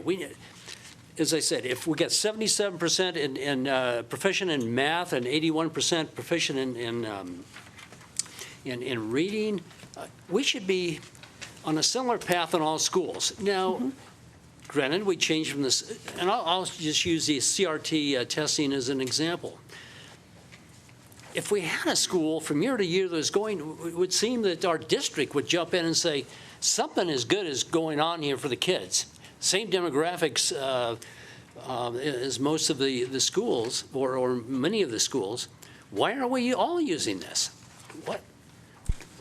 Mr. Swarzak, when the principals present what they're doing at their school, I think maybe we could reserve some of this for the end of their presentation, but I want you to know they all have leadership meetings. They all have the data meetings. They all have similar resources with the exception of some of our title schools who have some additional enhancements. But the thing about that is that the demographics of Empire are different than the demographics at Pioneer. Sometimes it depends on teacher status. Sometimes it depends on, the length of the time that the teachers together, their education, the time that they are spending with the students. There's a lot of variables, and yes, we've been trying to replicate sometimes those things that are intangible, because sometimes on paper you can be doing the same things but get different results because there's something in that teammate, something in that structure of the school, something in the support of the families and the community of that school. There's some intangibles that sometimes are different that we keep weeding through and trying to replicate the models. For example, our after-school program was a model program, a national model program. It was ranked first in the nation at one point. We've replicated that at Mark Twain as well as at Empire. We are doing those kinds of things to bring on that excellence. Well, just to give you one example of one school district, the school board just got to the point where they said, okay, here's what we're going to have in math and reading. All kids will be, this is a very mixed demographic. All kids will be reading, will be 90% proficiency in both math, and they just directed, this will happen. You know what? It happened. And do we have to get there? But I'll wait for the rest of the presentation, but I have some very specific questions going forward.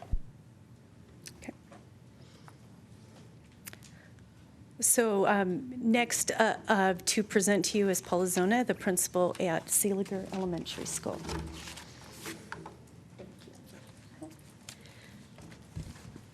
Good evening, everyone.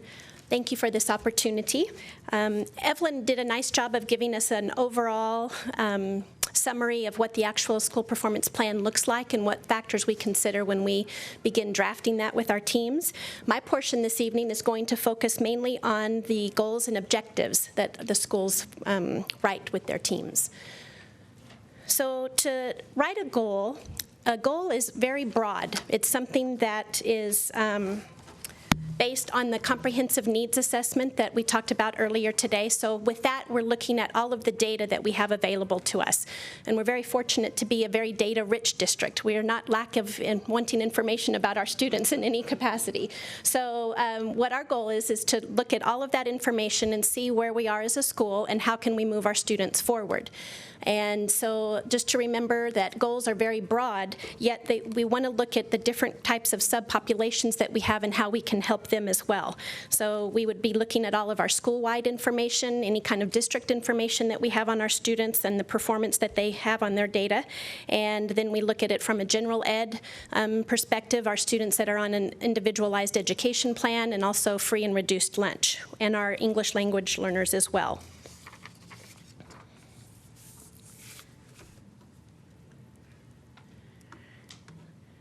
As we mentioned earlier, our elementary schools mostly have a minimum of 2 goals, and I think we've pretty much all decided that reading, English language arts, and math are our 2 areas of focus. And so an example might be from Seeliger's is that we want to increase our student achievement in ELA or math by the end of the school year. That's, again, very broad. But as part of the goal-focused process, we want to always ask why. Why do we have the results that we have? And we want to identify and prioritize what the root causes are for why we're getting the data that we're receiving and that we've earned. And so when we look at our root causes, we need to really look at what is the most deep in underlying issue of why we are getting the performance concerns that we have, and what are we under control of. We want to make sure that we're focusing on things that we have the ability to change and not just listing a bunch of things that we have no control of. And so, again, we prioritize those and align them to the comprehensive needs assessment and look at all of our different types of data. And just an example that we had at Seeliger when we first rolled out our Success for All program in reading, we realized that we had done a nice job of training all of our teachers for the 3 days prior back to the school year, but we hadn't supported our support staff in that. And yet they're the ones that are going in and really supporting our students with individualized education plans and some of our English learners, and they had not had the background on what Success for All was all about. And so that lack of training was something that we knew was a root cause, and we also had the control over being able to change that. When the goals are very broad, we now need to focus in on what the objectives will be, and from the goals we write specific objectives that we can measure. And these objectives support and clarify the goal and tell how we're going to achieve them. So what we call them are our SMART goals, and they have to include all of these various components. We definitely want to become more specific during this section of our plan. It needs to be something that we can measure. We want to be able to attain it, and that means it needs to be realistic. If we're at a 50 percentile level of proficiency, we don't want to write a goal for something that would be just not attainable. It needs to be realistic. And we also need to include some sort of timetable, so we know by when we want to see these results. And so another example would be that students reaching expected growth targets, we're really focusing on growth in reading, would increase from 52% to 55%. And that's really significant when you're looking at MAP scores and the results you can achieve from spring to spring. So at this time, I would like to invite Ruth Lee to come and talk about the professional development portion of our plans. Yeah, go ahead. Okay. Paula. Yes, okay, sir. Now, what you just said, and you did a perfect example, and yours was easy to follow. You had some targeted goals.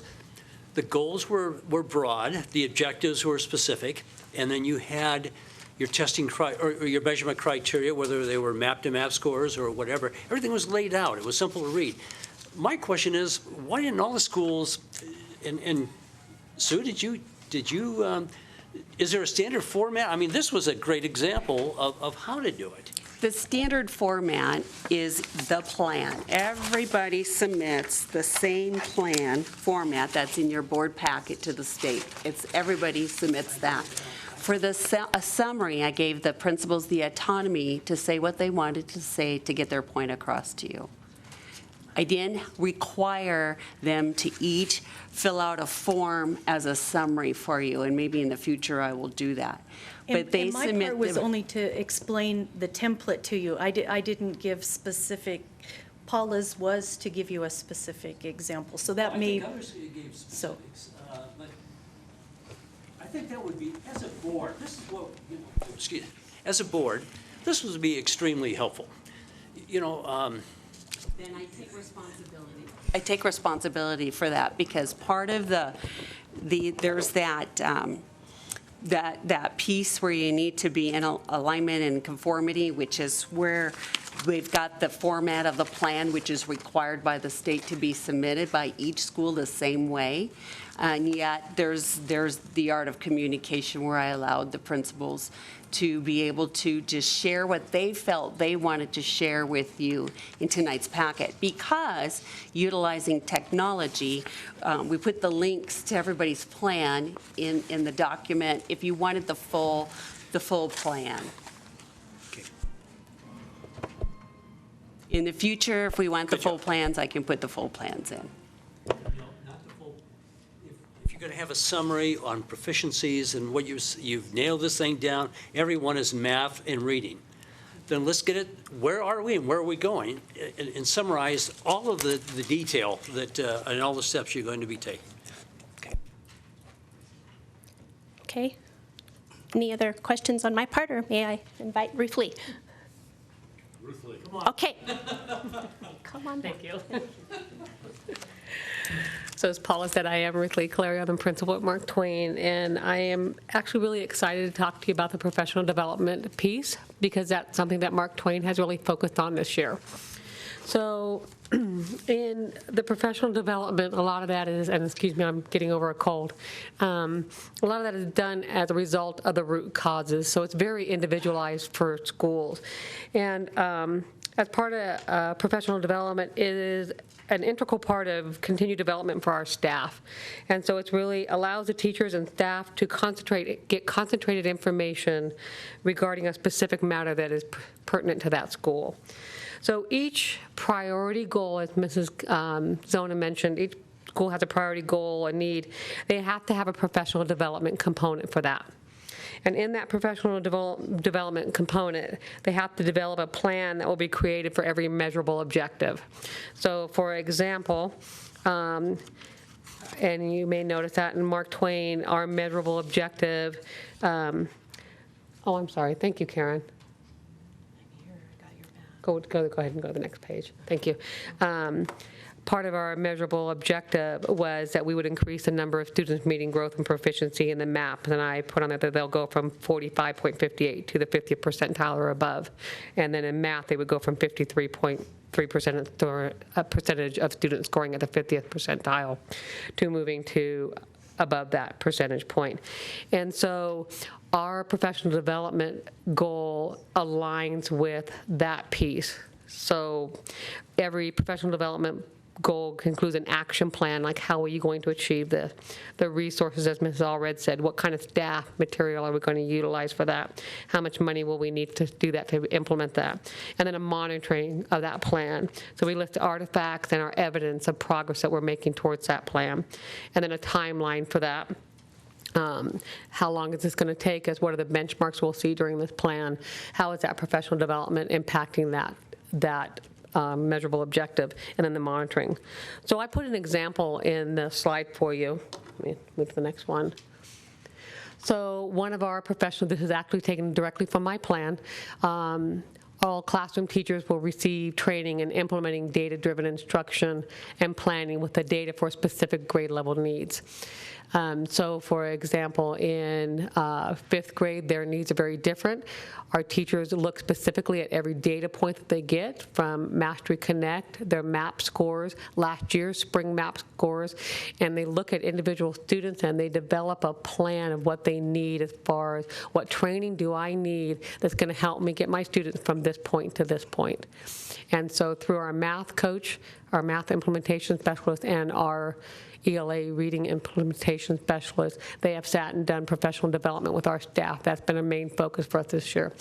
So for us, one of our resources was our ELA and math implementation specialist, and I pay for that from the general fund gets paid for that, and Heidel funding pays for my math implementation specialist. Evidence was the sign and log and evidence of training, our training agendas, materials from that. That's our evidence of showing that we've done that training.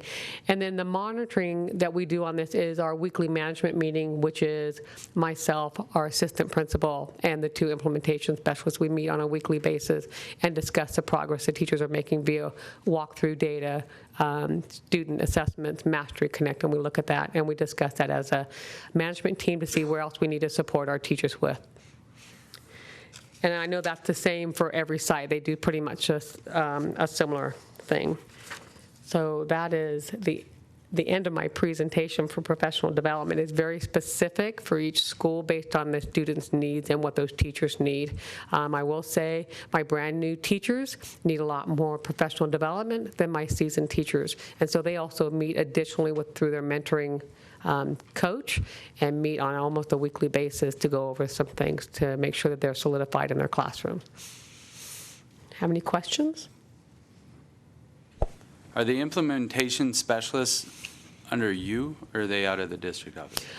One is provided for us through the SFA ELA, that's paid for through general fund. Who manages them? They are like a hierarchy.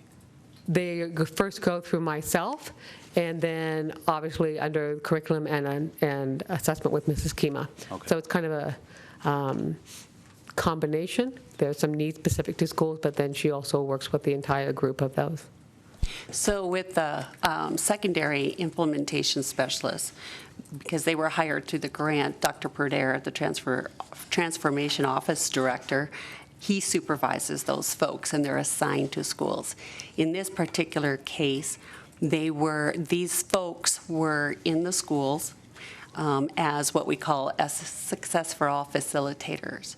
The Read by 3 grant requires learning strategists or implementation specialists in schools, and the grant is paying for a portion of their salaries for the ELA implementation specialists.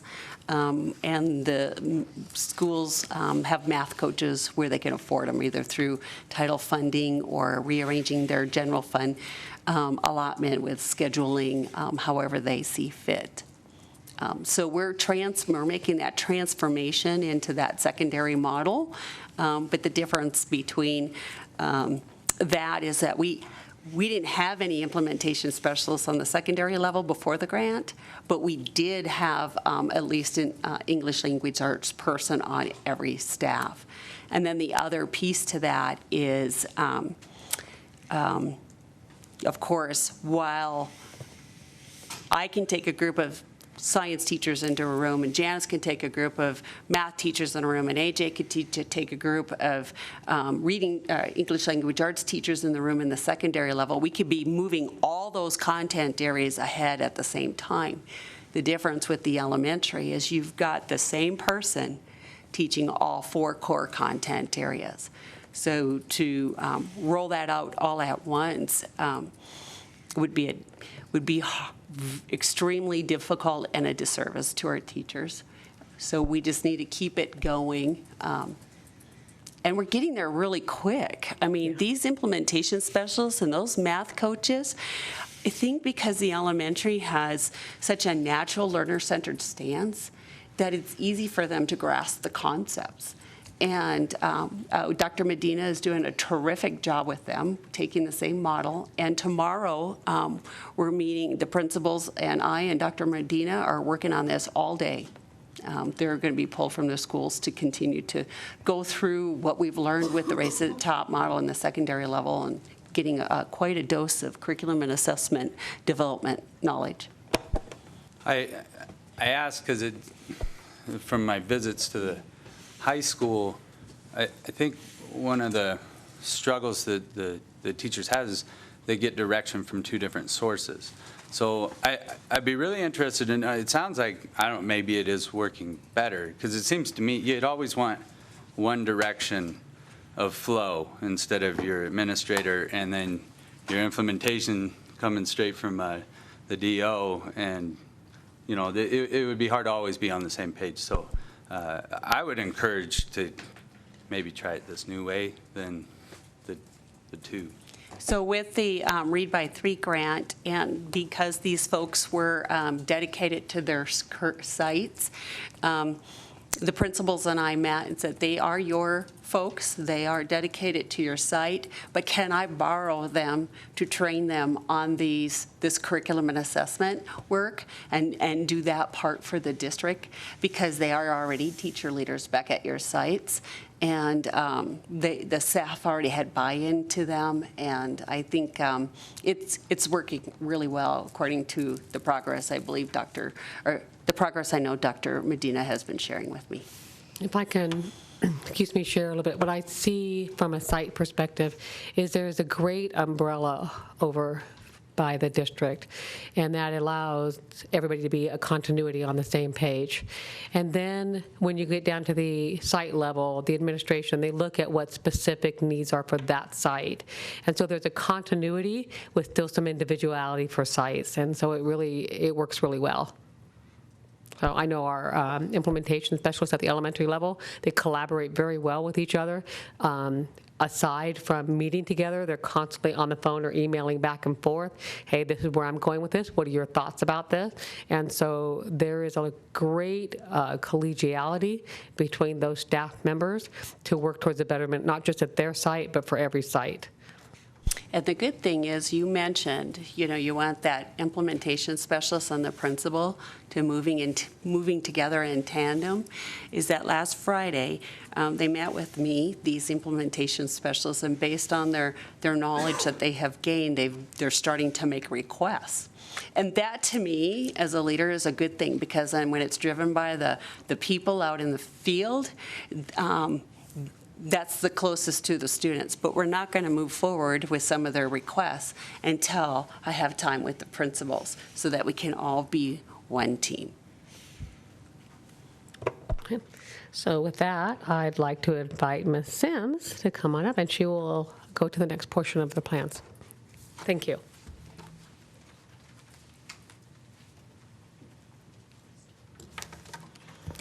Good evening. For the record, I'm Karen Sims, the principal at Bordeaux Bray Elementary School. And my portion of the presentation tonight is curriculum, instruction, and assessment. And as you have heard before, each priority need goal must have a curriculum, assessment, and instruction component.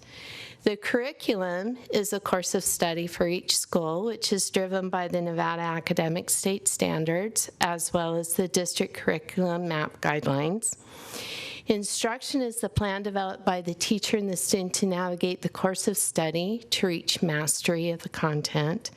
And then assessment is determining the mastery of the student in regards to the course of study. So, as you have heard, each 6 of the elementary schools have the 2 overarching need priority goals, which are connected to English language arts and math. So the English language arts curriculum includes, but is not limited to, SFA, which is Success for All Reading Program, the district DLA guidelines, as well as self-created material, right from the beginning, and appropriate supplemental material to reach the priority goal. In mathematics curriculum, this includes the district-created Common Core lessons, which includes the curriculum map, which has the math vocabulary for each quarter, the 8 mathematical practices, and the appropriate supplemental material to reach the priority goal. And as you've heard from my colleagues, there's Learn Zillion, which is a supplemental material, as well as Engage New York and Math the Excel. Instruction is correlated to the best practices for classroom instruction is determined by the Carson City School District based on the learner-centered model. And I do believe that with my experience in secondary and now within elementary classrooms are learner-centered. I don't see how they can't operate it without being learner-centered. Instruction is observed through the SFA walkthroughs, the mathematic walkthroughs, the unannounced and announced formal observations in accordance with NEPF, which is the Nevada Educator Performance Framework.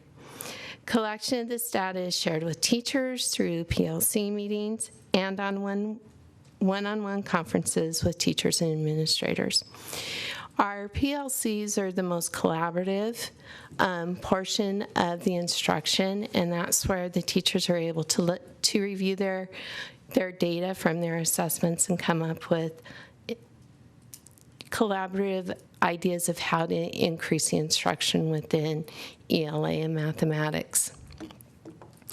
The assessments can be broken down into 3 really overarching assessments. You have your pre-assessments, which help drive instruction. You have your post-assessments, which determine student mastery. And then you have formative assessments, which are checks along the way to make sure the students are grasping the material that is being instructed. And if there's a need to make a change in the instruction format, this is where the teacher will be able to base that determination.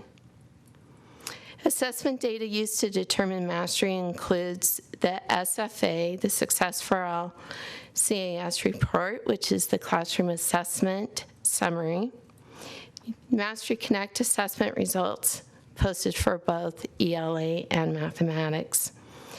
Artifacts that help support Mastery Connect data include student writing samples, mathematic journal writing, and supplemental assessments focused on the achievement of subpopulations such as the REACH curriculum and Rosetta Stone. And the one thing I want you to keep in mind from my experience in writing the school performance plan, we do want to see student growth. And that is the heart of the plan, is we want to see our students grow. All of our students, but our priority needs are always on those students that need a little bit more. And we are preparing our students for mastery, whether it be with the MAP formative assessment or with the SBAC, which is the summative assessment, comparing how our students are doing in Carson City with all the other students across the nation. All right, are there any questions? Really? Wow. Ron's waiting. Okay. So with that, since I do not see any questions, I would like to introduce Mrs. Casey Gillis from Fremont Elementary. You're welcome. Get all this stuff out of your way. Good evening. I think this is the point at which, if we were in a classroom, we'd all be standing up, stretching, deep breathing, doing a little work, maybe the 10-minute recess, who knows. But thank you for hanging in with us. My part of the discussion tonight is the family engagement section, which is a required section for each of the goals. And like the others, that have the professional development and curriculum and instruction, it has the action steps, the resource section, the timeline, and the artifacts. And I think one reason that the state, I know the reason that this is a mandatory part, is that research shows that when students have their families involved in education, the students do better. But this section is really beyond just involvement. The actual intent is to go from involvement to empowerment, to find ways that parents can help their students do better in school. So that is why the state has said, as you plan all these other steps and you do all these other things, this needs to be a major focus at your school.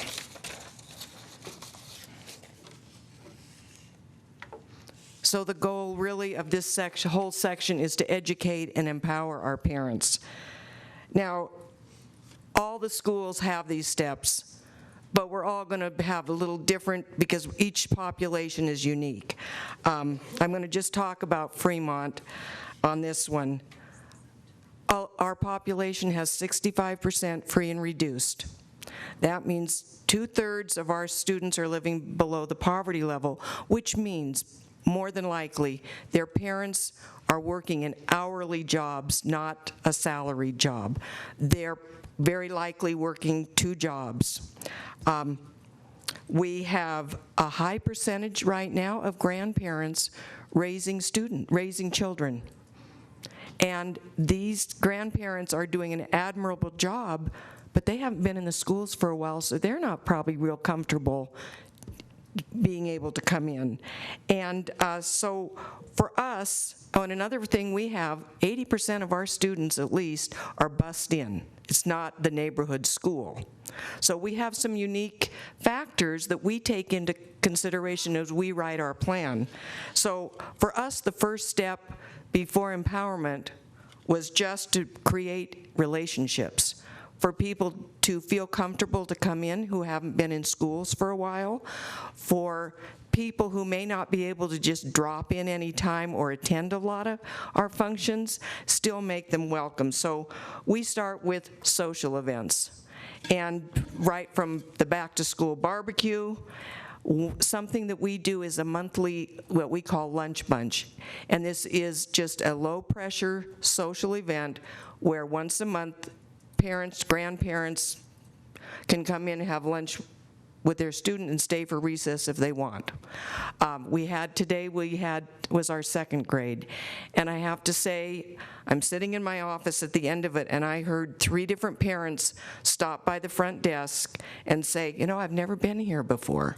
I've never done this. Thank you so much for giving us an opportunity to come in and just be at the school. So we have a lot of things like that. The quarterly awards, even though we want to reward students, it also brings parents and grandparents and families and foster parents in at a time that they can feel positive about their student. Then all the PTA activities. We make, just like other schools, we try very hard to get volunteers in our school so they're comfortable.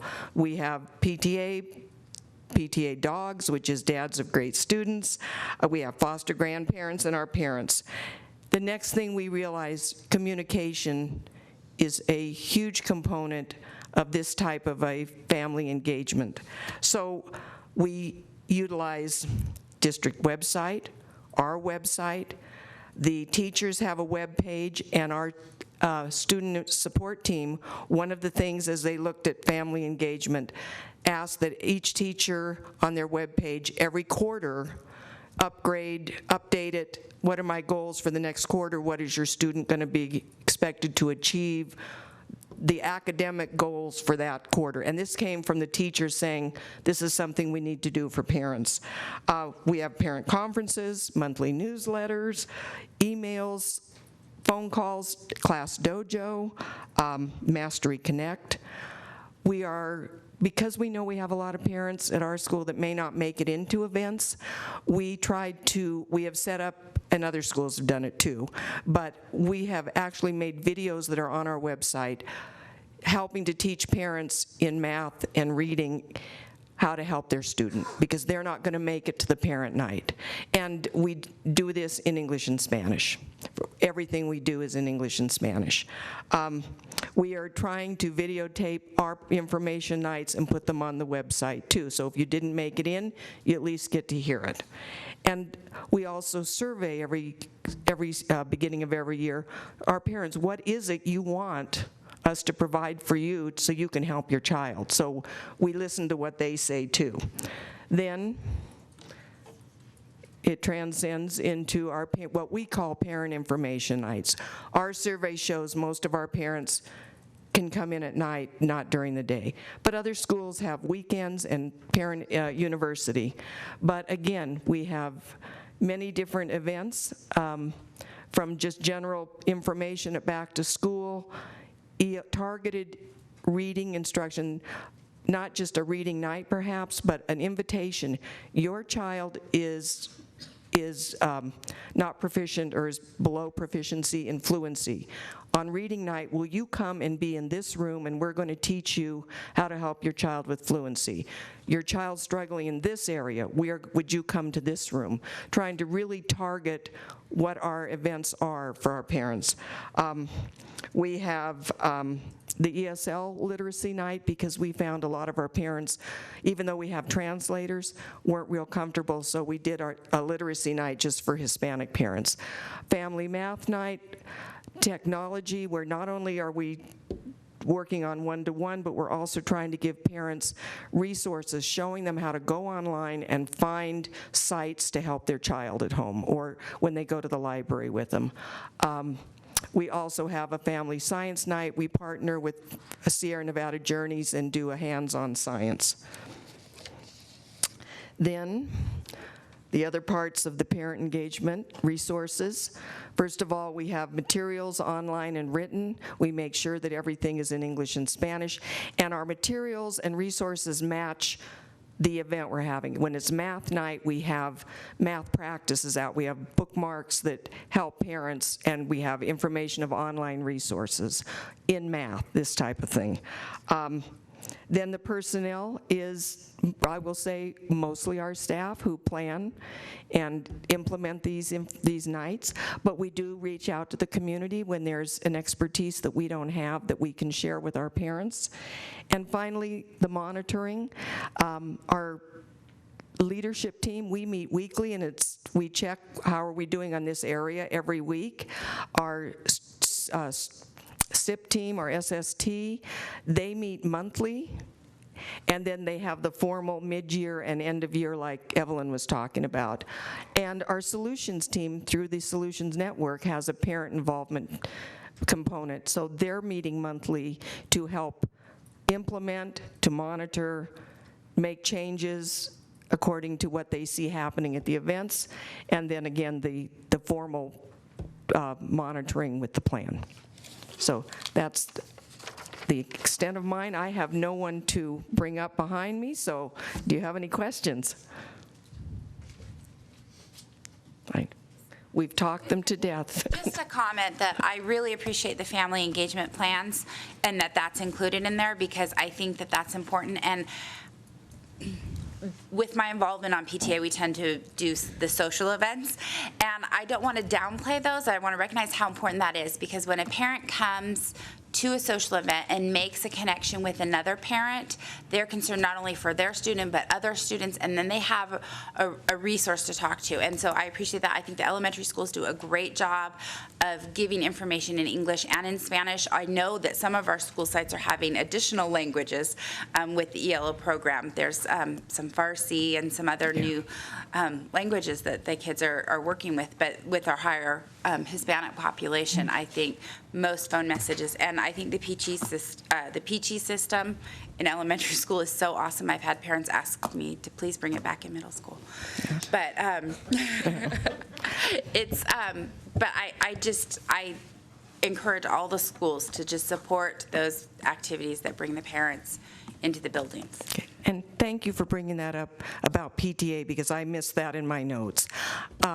At our school especially, I have to say thank you every day to our PTA, because what they do is they are like a community partner with us. Every event we have, they've either helped pay for it. Our math night, they provided a dinner, because we know if we can provide dinner and make it easier for our families, more of them are going to attend.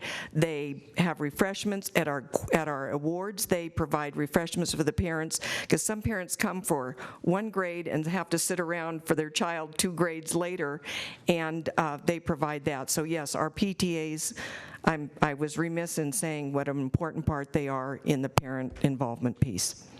Okay, thank you. Yeah. Well, this actually might be more for Mrs. Kima, So but should I either way. turn it back to her? Oh, well, we like you there. So basically, we do this to improve at each site, obviously, and then as a district. But as I'm reading it, it's required by NRS so that they can collect data on all their sites. Is that, I mean, there's nothing punitive to any of this. Am I correct in reading that? The goal of the plans are to support schools and student achievement and to give them some guidelines on what are the things research-wise, nationally-wise, that if schools pay attention to, that is part of the formula. And then as just to say, you know, I know Ron was looking for data. Our district reading goal is 80% for our elementary schools. And last year, we ended at 70% in the fourth quarter. Our baseline this year was 72%. First quarter is 74%. So we're working towards that 80% goal. Now, some schools are higher than that, so they are expected to set goals that are higher than that. But this is the goal that we want all our schools to get to. The same with our English language learners, which now I must say that that's been changed nationally. So sometimes I'll say English learners or English language learners, but nationally we're expected to say English learners. But for those students, our goal was like in the 40% last year. We blew that out of the water, so this year's goal is at 65%, that we want 65% at least of our students. We want it to be higher, but we need, remember the principals talked about smart, measurable, realistic goals, and we need to hit that 65% mark before we raise that. But we're working, we would like that to be higher as well. Just some added information there. Does any of this play into the NEP, like on the NAPF stuff, or even the administrators' evaluations, does this come into play since it comes out of the state also? Or, my concern is because there are a lot of uncontrollable factors here, like attendance and things like that, that we just don't get to pick sometimes. Although we need to do everything we can, but I mean, how much weight is there to the actual performance plan on the evaluation process? For our district evaluation, with the teachers on the Nevada, there's two pieces here, right, Mr. Green. One is the Nevada School Performance Framework. The school performance plans are a conduit to getting better data to be able to score higher in that system. Whether you have a plan or not doesn't change your star rating, but it is a format in order to help you do better or score better in that area. As far as the principals and the school improvement plans and how it relates to the Nevada Educator Performance Framework, the principals evaluation, I think I'll have Mr. Delphin talk about that. Mr. Green, you bring up a good point. This year is a past year with regard to tying student achievement, those hard numbers, with the teacher eval. Eventually, they're supposed to phase in each year. So next year, it'll be 20% of student achievement data, as Mrs. Kima said, with the star ratings and also district assessments that we already have, especially with Race to the Top schools and with our elementaries. So there is a strong correlation between that kind of data with the eval. Don't have my crystal ball, but what I'm hearing through my various meetings with the State Department under the Teacher and Leaders Council is that they may plateau over the next 5 years. 40% would be probably max out. What is being jostled around is that going to really stick in the next legislative year? Will it remain at 20? Will it go up to 30? And that's still up for debate. I got to tell you, we're going to go beyond that, and I'm going to look at Mr. Swerzik. We want high goals. I mean, we're not going to settle for what the state is going to mandate. We want mastery. So I guess when I hear of a district that's mandating a 90% this or that for any specific subject matter, I would question whether or not they're mastering it. I think that's where we're going in Carson City. That's different from most districts around the country, where they have a benchmark, but what does that mean, really? So we've defined that in our district, in our Learner Center process, that's even beyond the NEPF. So I can tell you, as I've walked through schools this year and last year especially, the conversations, the momentum, again, going from soloist to being in a symphony, it's happening. And students are reaping those benefits. I think in the last 2 years, in a faster rate than I've ever seen in our district before. And I think our principals have seen that growth as well, from elementary to the high school level.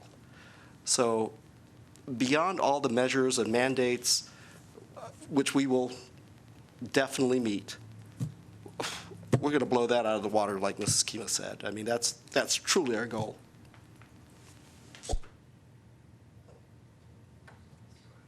Okay, I have a question, just because between the school performance plans and we keep talking about NEPF because that's coming up.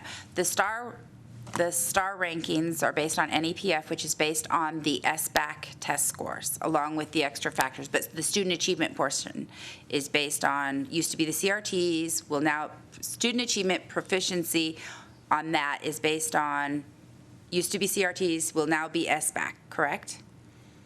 Yes, but there's multiple factors. Yeah, it's not just student achievement for the star ranking, Correct. but for the student achievement portion. It's based on the SBAC, Okay. which we didn't have published this year and the state froze. Because of the contracted provider, it didn't work out. Right.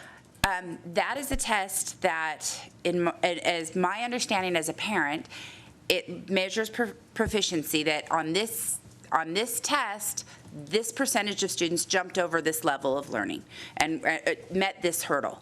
But I noticed the performance plans include MAP scores, which as a parent, I've always considered more valuable because I can see growth of my students. I can see, oh, they came back from summer, they dropped a few points, but then they've come up points.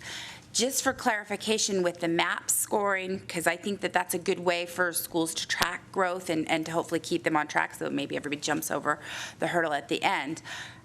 When you're talking about the 50th, meeting above the 50th percentile on the MAP score, that's not everyone met this hurdle. It's kind of based on, at least my understanding, and correct me if I'm wrong, is say 100 students took it, you would score in the 50th percentile of the 100 students, or help clarify that for MAPs, how the MAP score works. So basically, that would be that you scored better than 50% of the population. Okay. So our goals for scoring 90% of the population, or 90% on MAPs, would be unrealistic because only 10% can score better than 90%. Right. Okay. And the Nevada School Performance Framework also has a growth factor on there, which is important because I think the state recognizes now that not all, we had a speaker that talked about our blueberries, that not all our students or our blueberries come to us at the same starting point. And so it's really important to watch the growth of a student, otherwise they'll never close that achievement gap. If you only look at them jumping over the bar, you never know what you're really doing. I would like to add that a good friend of mine says all learners are like turkeys for Thanksgiving, that you put a 10-pound turkey in the oven, and some 10-pound turkeys go faster and some don't. So we all kind of brown at a different rate or cook at a different rate. Even you may have the same conditions or the same oven. It's just that turkey's made differently, the DNA, for some reason. Some are denser, some are not. So anyway, So we should put blueberries, them all in a turkeys. convection oven. No microwaves, please. I just want to say that I'm very excited about where we're going. We had the opportunity with the Race to the Top grant to have a concentrated amount of funding and being able to take a group of personnel to dedicate it to some curriculum and assessment work with the secondary schools. And while we were spending our focused time on that, we were continually looking for ways to support the same type of process once we started figuring out we were on to something for the elementary. And now we're there. But I have to keep remembering we're there.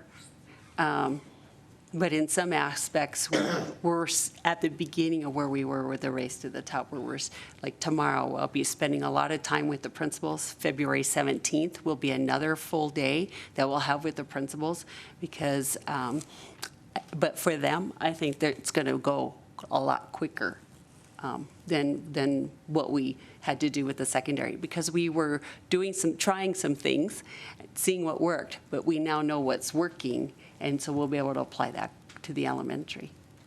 And let me add that we don't have $10.2 million for the elementary No, like we did we're for doing secondary. it with what we have. Exactly. Mhm.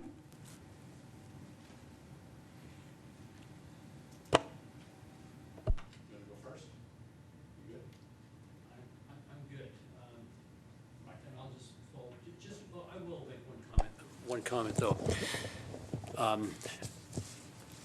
And a lot of the summaries were based on map-to-map scores and, things like this. That's internal scores. And we know that's targeted toward growth. What the world sees from the outside is the independent test scores from the SBACs. Those are independent, standardized. And that's what when I talk about the 90%, That's what I'm talking about. Can our kids read, and can they do basic math problems? And I know all of this is, everything you said is great, you know, what you've done here, but we're still going to look at that final factor, where do we stand? And that's, it's as simple as that. And that's, for me, looking from the outside and talking with different people outside of the state, the first thing they go to are the proficiency scores, not the overall factors of growth and attendance. What did we do and compared to other cities, districts, states, as far as reading and math? And it's pretty simple. So I just want to make that comment, not taking away from anything. I'm just telling you what people assess us on. I just want to say one more thing on it too, though. I know that's what everybody looks at as the proficiency, but it doesn't just measure that, because these are third graders using a computer to take the test. Some of these third graders have much more experience taking with computers than other third graders. So I'm not totally convinced that that's going to give us as much of a view of how proficient they are. So I'm just going to throw that out there, that they're going to look at the proficiencies, but it's also the first time that they're taking it like this on this type of test. But the CRTs were paper and pencil, and that was, we had the same results, that's all I'm saying. But now, with everything that's been said, we should see significant improvement for our students. So, no, I just want to thank all the principals for being here. You know, while you guys were talking, I was listening and I was scribbling and looking at some stuff. And the end result, I can appreciate everybody's view. I mean, Ron's coming from the point, and I tend to go there too, is, you know, results. All the stuff we're doing, I think we're moving in the right direction. We're doing some good things. We've been doing some assessments and some learnings very well.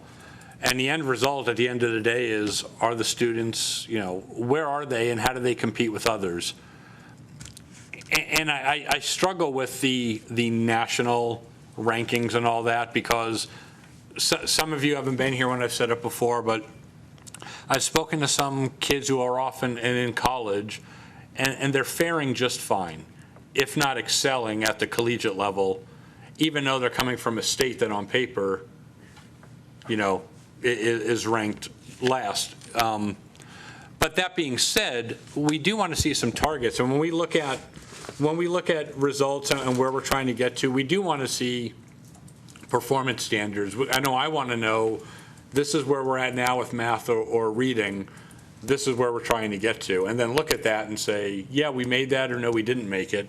How do we make it the next time? How do we go past it? And so when you come up, and I know you're doing that, but that's kind of, I think, what, in general, you know, what I want to hear, and I think what some of the board members want to hear is just, you know, where are we in terms of these targets and how do we get to the next level?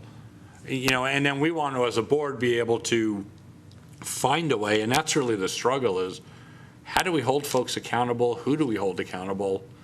You know, it's a moving target when you're not from the educational arena, because you're tasked with meeting certain goals, and it seems like every year or two, if you're lucky it goes that long, the target changes on you. And I respect that, but I'm just trying to figure out, how do we get to these next levels, and how do we show this growth? You know, and how do we catch up on all the people that, at least on paper, seem to be scoring higher than we are? So for what that's worth, it's kind of what's rattling around in my head. But I appreciate you coming here and taking the time and kind of letting us know what the plan is. So does anybody have any more questions on this topic? All right. Again, thank you. So now we will move to item 12. Discussion and possible action to approve the district performance plan for the 2015-2016 school year. This is for possible action. Sue. Susan Kima for the record. Per NRS, the Board of Trustees is expected to approve the district's performance plan. But I also need to say that, on the record, that the Empower 2017 district strategic plan has already been approved by the board. It has been submitted to the State Department. The State Department allows plans that can run more than 1 year, and our plan is good until 2017. What you're going to approve tonight, though, is the required update based on the plan that we're expected to send off to the Department of Education by January 30th. And while tonight's strategic plan, this agenda item is more about compliance, it is a recognition that the board realizes that we are moving forward with the elements in the strategic plan, and it describes some of those elements and some of the action steps that we have taken to implement the strategic plan. Really, the plan is about commitment. The commitment is, we see that all over the district. It drives everything that we do. And I could spend all night talking about the components of that. But just to say a few for the viewing public that might be hearing about this the first time, is that in Goal 1, Community and Full Partnerships, we witness the commitment to the strategic plan when we attend the Board of Supervisors meetings and we're sharing our partnerships with maybe the fire department. We witness the strategic plan when we are at our community PLCs. Goal 2, engage parents and guardians. The other week, the high school had a college and career night. They had over 100 kids, 100 people packed into that library at the high school, and it was a miserable, rainy night. I was worried about Mrs. Sarm's PTA efforts because of how bad the weather was, and it was packed, and our students made the front page that were home from college and sharing with our students. Our parents go to the digitorium to navigate and understand the technology used in the district. For Goal 3, our wellness committee is alive and well. They've been working on social and emotional learning, the wellness plan, and the most recent is the recess topic. And I think we're going to see some more enhancement in that area because of the Cops in School program and the fact that we were just awarded a social worker grant from the state.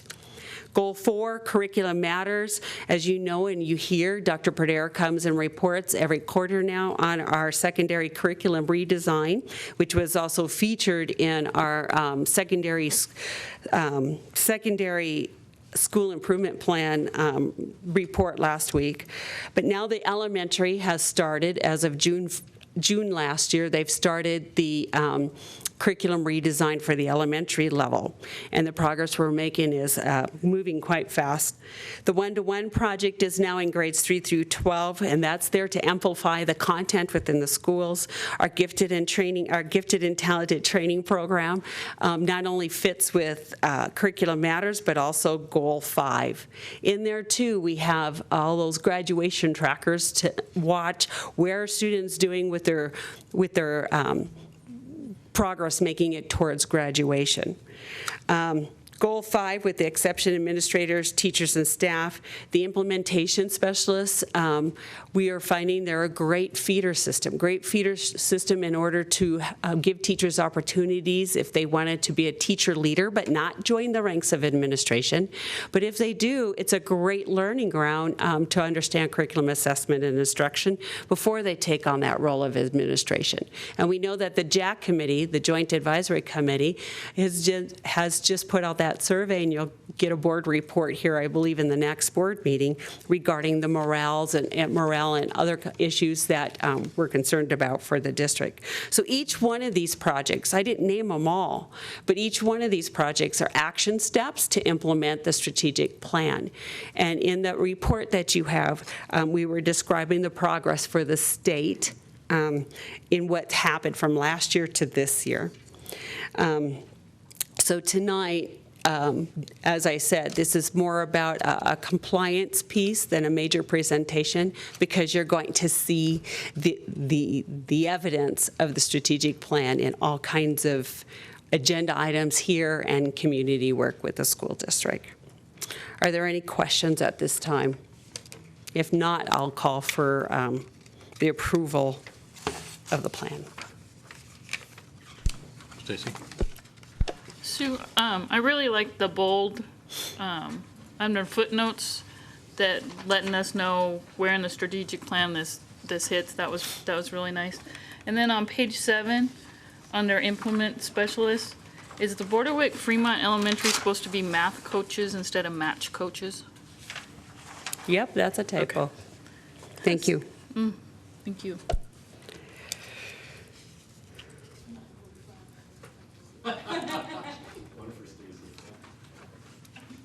Okay, do we have any more questions or comments from the board? Just a comment when I'm looking at the front of it with our, the first page, our community empowers tomorrow's innovators, leaders, and thinkers. I'd capitalize community and tomorrow's. Okay. And would it be apostrophe S? Possessive, tomorrow's? I would say so. Yeah. Tomorrow. Okay. It's ownership. Okay. And since we're on page 7, I'll just add under implementation specialist, it says the district will hire instructional coaches, so district will hire. Okay. Yes. Give us a few more minutes. So we're not gonna wordsmith the rest of it. No, but I'll look it through again one more time before we send it off. Okay, do we have any more comments, or somebody want to make a motion?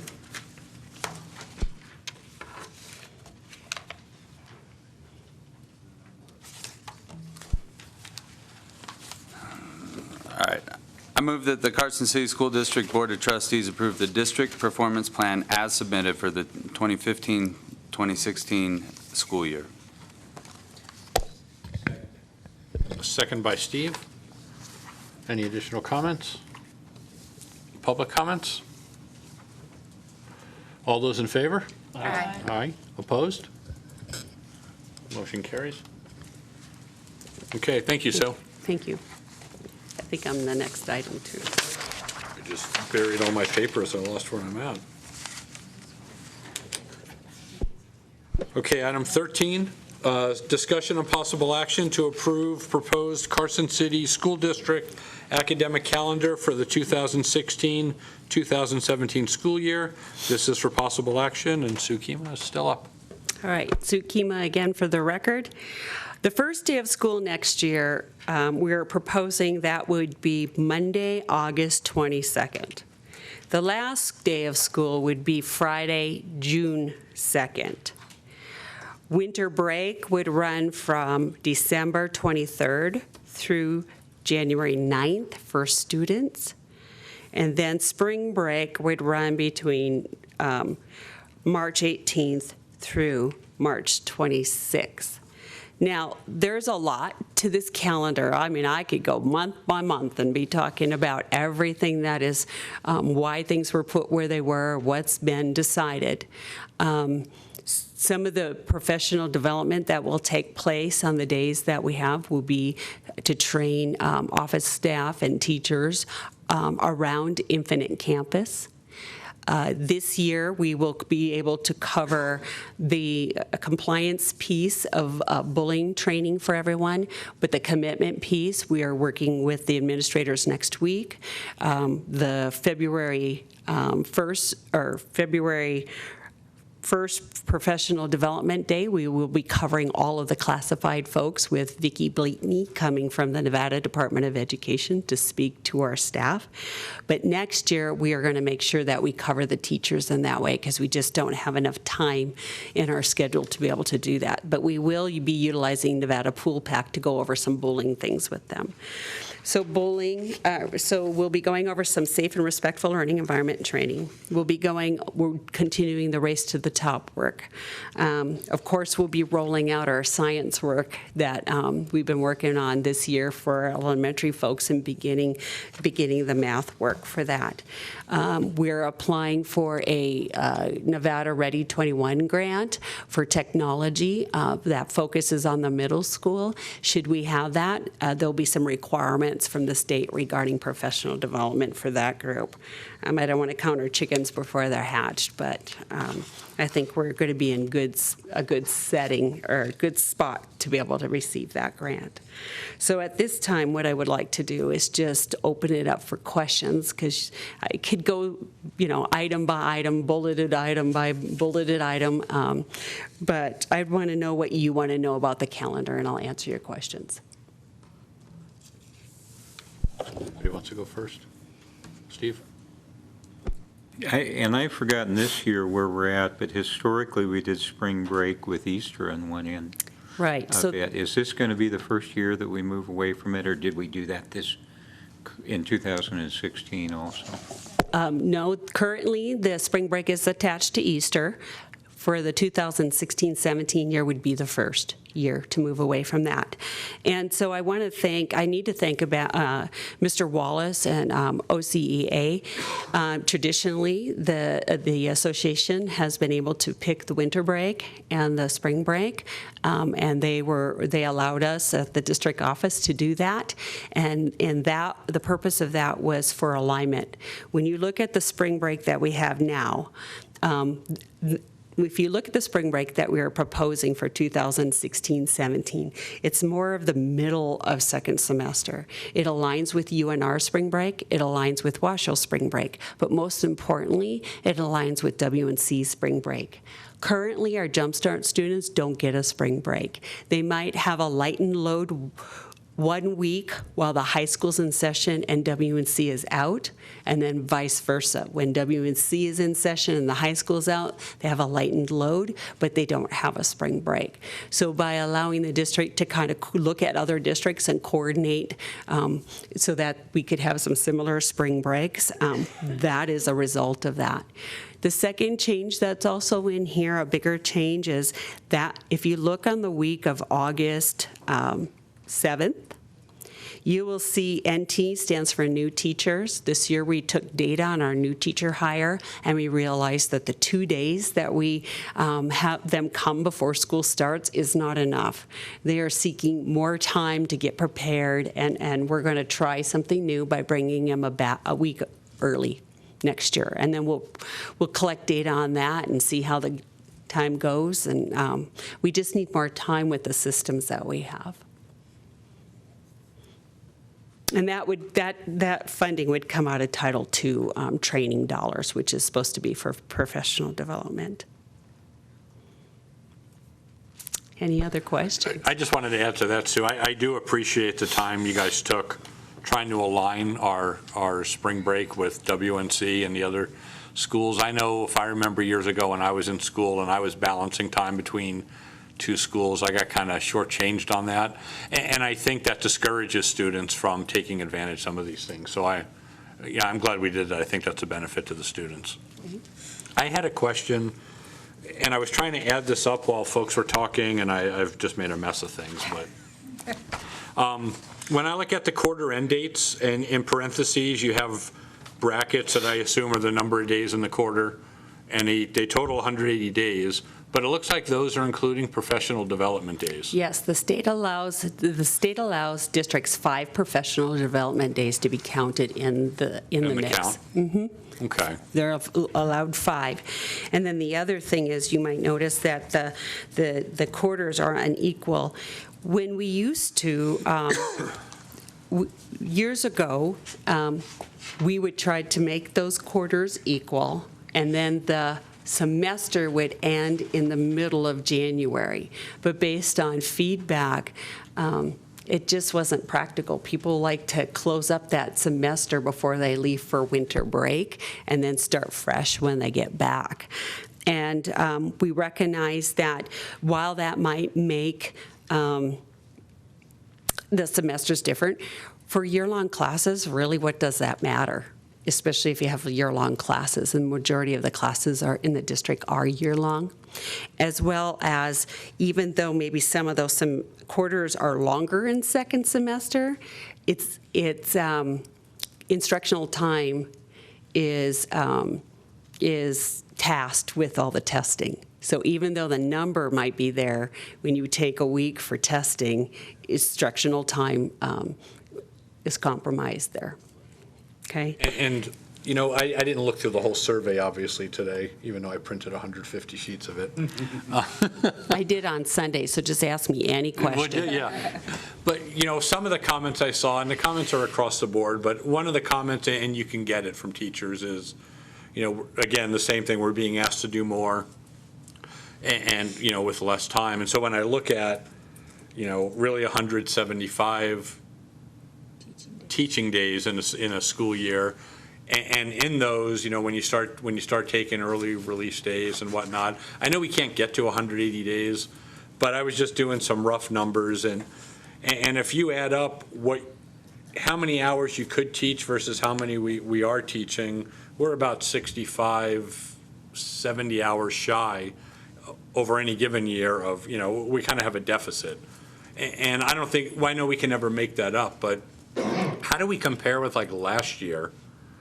If you have that, in terms of total number of days, are we about where we were, or have we tried to squeeze in a little more time in the day? Sure. So I think, in my opinion, that this proposed calendar is more calm than this particular year's calendar. And I don't know if that's really the correct word, but there were 17 early release days this year. There are 13 next year. So that's been reduced. But then there's been other things.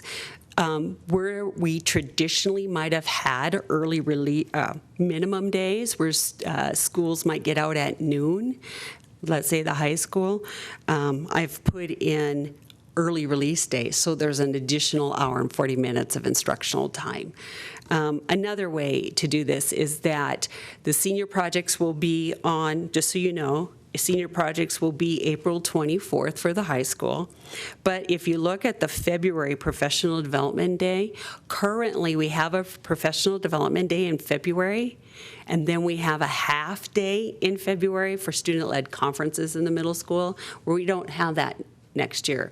February 6th will be the day of student-led conferences. So I tried to clean it up that way. Plus, there wasn't a big community event. October was pretty well beaten up this year, and there's not a large community event that we're asked to participate in this year, as well as this year we had that National Science Conference right here in Reno we wanted to take advantage of. Don't have anything like that coming. So I think the calendar itself is kind of calmed down a bit. And then as far as consistency, and not, it's an early release day, or is it a minimum day, or is it this day, or is it that day? Okay. Right.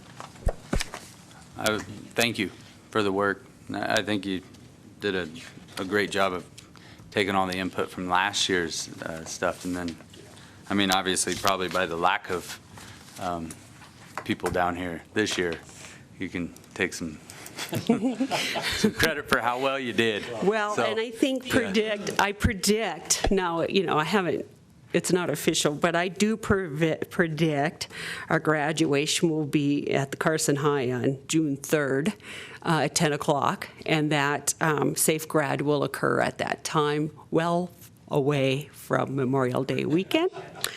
And then the other things, you learn something new every year, and that is even our NIAA, they look at sports schedules based on WASHO. So some of the things we were doing with our calendar put students in compromise regarding their finals. And so this year's calendar, that will not happen at the high school level. I'll just to piggyback on Ryan. Last year, if you remember, Dave Dolly came in, and he had a lot of concerns about it. And I just wanted to extend his thanks to Sue. He had contacted Sue, and they went over the calendar, it sounds like, in pretty good detail. And he had just reiterated to me that he really appreciated the time, and he felt he got all his questions answered. And he came up with 2 new ones, and I emailed them to you, but they were not calendar related. That's right. But anyway, I just wanted to let folks know that people are paying attention, and Dave, being an advocate for this, he did extend his appreciation. Yes, and I appreciate that, and he left me a voicemail as well as that email I saw, so it's much appreciated. Okay, so this is for possible action, so unless we have any other discussion, if someone wants to make a motion. Mr. President, I move that the Carson City School District Board of Trustees approve the 2016-17 academic calendar as submitted. Second. Okay, we have a We have a second. Any additional comment? Comments from the public? Oh, we do have a comment from the public. My name's Jeremy Falconer, and I'm a fifth grade teacher at Mark Twain Elementary. Sorry, can we get you to come up to the podium and state your name? They can't hear you otherwise. My name's Jeremy Falconer, and I'm a fifth grade teacher over at Mark Twain Elementary School. And the point I want to bring up is this calendar seems to work really well for the high school. But it seems to me that the elementary school is kind of forgotten about a little bit on this calendar in regards to the fact that we're not getting out for winter break until the 23rd of December. Well, I have kids that already miss a week of school before, when they have the whole week off before, and they miss the week before because they're traveling to Mexico or they're going out with other family vacations. And so my concern is that if this calendar is approved, that at the elementary level primarily, we're going to have a lot of students out, and attendance is going to be a problem. And I don't understand why the calendar could not be moved to where the winter break is still a week before. And that's where my concern lies, is with the students. No, thanks, Jeremy. I appreciate that. And I'm going off of recollection, and Sue, maybe you can correct me, but we had this conversation last year about that, and there was a certain amount of discussion about balancing the number of days in one semester versus the other, and I don't know if how much of an impact this had in it, but maybe you can touch on that. That is one factor, balancing the days in the semester. And so by having the dates set for winter break, where they do, it kind of keeps that a little as tight as I can get that. The second thing is and it's a consideration, is December is just a crazy month anyway. I mean, no matter what profession you're in, because of the added family activities and holiday activities and that sort of thing.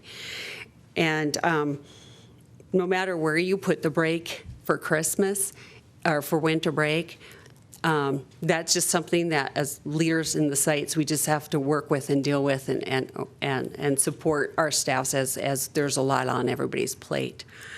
But as the calendar dates move, okay, sometimes Christmas is on a Wednesday, sometimes it's on a Thursday, sometimes it's on a Friday. That winter break starting date shifts. And one year, when I was in this position, it was like this too, where the Christmas was like, oh, do we take the whole week before off and then come back right after the first of the year? Do we kind of shift it? Do we do the middle of the week kind of thing? What do we do here? But the feedback, when we had this situation once before, when the staff came back, they said, you know what, we actually had time to relax. Because no matter how much vacation time you put in front of that Christmas holiday, not everybody celebrates it the same way as others. But also, they actually had time to relax after all the holiday stuff was over, all the holiday festivities. So just there's some thinking behind that, whether it's right, wrong, or different, or whether it works for everybody.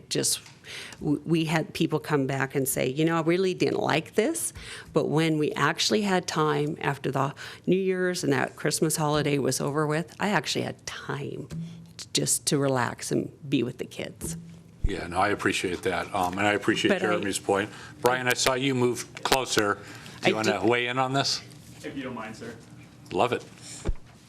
Mr. President, staff, Brian Wallace, Orange County Education Association. For the last 7 years, basically I set the vacation dates per se. I provided the choices that would go out to the teachers, and they would then vote upon those. And at Christmas, you would get the 3 choices. When looking at this calendar for the 16 year for December, you could look at doing, December 21 to get everybody out, which also takes into consideration the sheer number of students we do have who try to take a week off ahead of time and travel. And then you would wind up coming back around that January 4th time. And as Mrs. Kima pointed out, that just began to kind of put a time crunch on staff that they just didn't feel they were coming back ready because they hadn't gotten that time to relax. But this is that 5 to 6 year anomaly. When you look out the further calendar years, when you start looking at 2017, Christmas is going to shift to Tuesday. When you look at 2018, now you're back to a Wednesday. And so you start to get that cushion back in front of the 25th, which is really what concerns many people, not just for the students, but for staff also when it comes to travel dates. So in doing this for almost a full 7 years and working with Galia Manning, the former calendar chair and president, and about the 10 to 15 years she set the calendar, what we see is every 5 to 6 years, this is the anomaly you get. So this year's going to be rough. It's not going to help anybody because of the way Christmas falls. Next year, you're going to start to get that cushion back. It's going to start to help people in 2017. 2018, you're back on a regular cycle. 2019, you're pretty good until you work back through about 6 years. And that's because that Christmas date will recycle itself back to around that Saturday, Sunday, Monday. And that's just as a time crunch for everybody based on the history of us setting the calendars prior, which is also why we were happy to uncouple some of this from the association. It's a very, very difficult job. And with everything else coming down the pipeline, such as testing dates and such in the spring that we can't foresee, and Mrs. Kima just has more resources with her colleagues at the other locations, it was great to uncouple this from the association per se and hand some of this over to you guys for your decisions. Thank you. Thanks. Sounds easy. We should just petition the feds for Christmas on Wednesday. And we'll take data on this. You know, we'll take data on some of these things that I always look at the data to see, okay, teacher attendance, students attendance, because that is a concern. We do have families who take time off to go to back to the Midwest or to out of country. And so we want to take some data. We want some time. I did look at that week, and then I thought, okay, so then we need to go the second week in June, and how many days do we want to go in that second week of June? And there's just that balancing act, and I didn't want to do that with a lot of public opinion, because that would change the norm for the way we do business at the end of the year. Okay, well, I appreciate that. Jeremy, I appreciate you. I understand what you're saying. It sounds like it's a challenge. And hopefully this is kind of like Brian said, kind of the anomaly. This is the worst of that situation. But I understand what they're saying. Yes. So, okay. And just if you can take comment too, maybe ask the parents with that whole week, the first week of January, a lot of parents, I know it's good for the staff to have that time, but a lot of parents are back to work on the 2nd. And so if childcare becomes an issue, that should be, I mean, I recognize that it's an anomaly, but that would be some good feedback to see if that's a problem for some of the parents. Sure. Okay, any additional public comment on the item? Okay, we have a motion, a second, we've discussed it. All those in favor? Aye. Any opposed? Motion carries. Okay, thank you. Thank you. Well, there we go. If we recall on the agenda, we tabled item 14, so now we're going to move to item 15, approval of the consent agenda. I move for approval of consent agenda as presented. Motion and a second. Any comments on the consent agenda? Any from the public? All those in favor? Aye. Opposed? Motion carries. Item 16 is informational items for discussion only. No actions will be taken. Do we have any discussion on item 16? Sounds like none. I don't know why I keep turning the button off. Item 17, request for future agenda items. We do have one, Ryan. I would like a discussion topic or a presentation and a discussion about the zero-based budget proposal and how to look and why we believe it will save an incredible amount of money that might even amount to a position, and where all that money's been going through all these other years. Okay, sounds like something for AJ. All right, thank you. And then just to piggy up back on that, when are we gonna start looking at the budget, the actual budget? So building up for the tentative budget, it's, I guess I haven't thought of specifically the date, but it'll be coming up very soon. I mean, within, I think last year there was a presentation in March, so, I mean, I guess in the next month, we'll have one.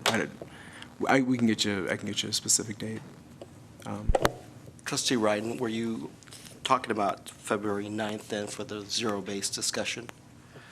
I just wanted to also ask you, as we're doing the JAC committee tomorrow, we may need more time to look at all that data, so I'm not sure if February 9th is what you were looking for to present the survey results, or maybe? Yeah, well, I figured we would meet tomorrow as a committee, and I'm agree with you. I think we're going to say we're probably going to need to string this, or it's going to probably take some time. It is a lot.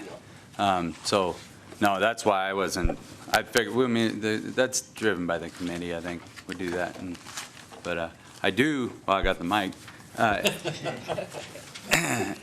And this is sort of, I think maybe now that we have these performance plans on the individual sites in the district, and you did a good job, like Ms. Wilkie said, of identifying, where in our strategic plan and race to the top and stuff was. But I think a good summary for us with the numbers from each site, how we're fitting in, so that we as a district have, or as a board, have an idea of, because the reality is we're elected, and I think, and we are held accountable to really a finite assessment. And it's darn nice to be able to answer questions on that, because a lot of folks just don't care if we tell them we're improving. They want a good, solid number, I guess. And I wouldn't know what to tell them right now. So it would be, I know I'm oversimplifying it a little, but it'd be nice. I don't know if that's next meeting, though. I don't, because I think our auto shop discussion is going to take some time also. Historically, at the end of the year, we do get the things like the test results and the STAR every year for all the schools. And I knew our testing was thrown off because this last year, but we do get them every year. And the district pieces that we do regarding success for all or measures of academic progress, I can make sure I feed that information to Mr. Stokes so that he puts it in your Friday announcements, or his note to you, update to you, to make sure that you've got the latest information in between board presentations. Yeah, I just thought that Mr. Swerzik here had brought up a pretty darn good point earlier, like, why is Boardwick at, say, 80%, and other ones at something else, and basically, not even the why, what are we doing to improve the other ones or something? And so, because these plans, while they're nice, but they're regulated by NRS, they don't necessarily do that. They don't connect those dots for us, from what I saw. So that's where I'm headed with that. No, I appreciate that, thanks. And that's a good point, and that would be good information to have. So although Stacy wants to stay here till 10:30, I think if nobody objects, we're going to call this meeting adjourned. Joe, you didn't use the gavel. Oh, you're right.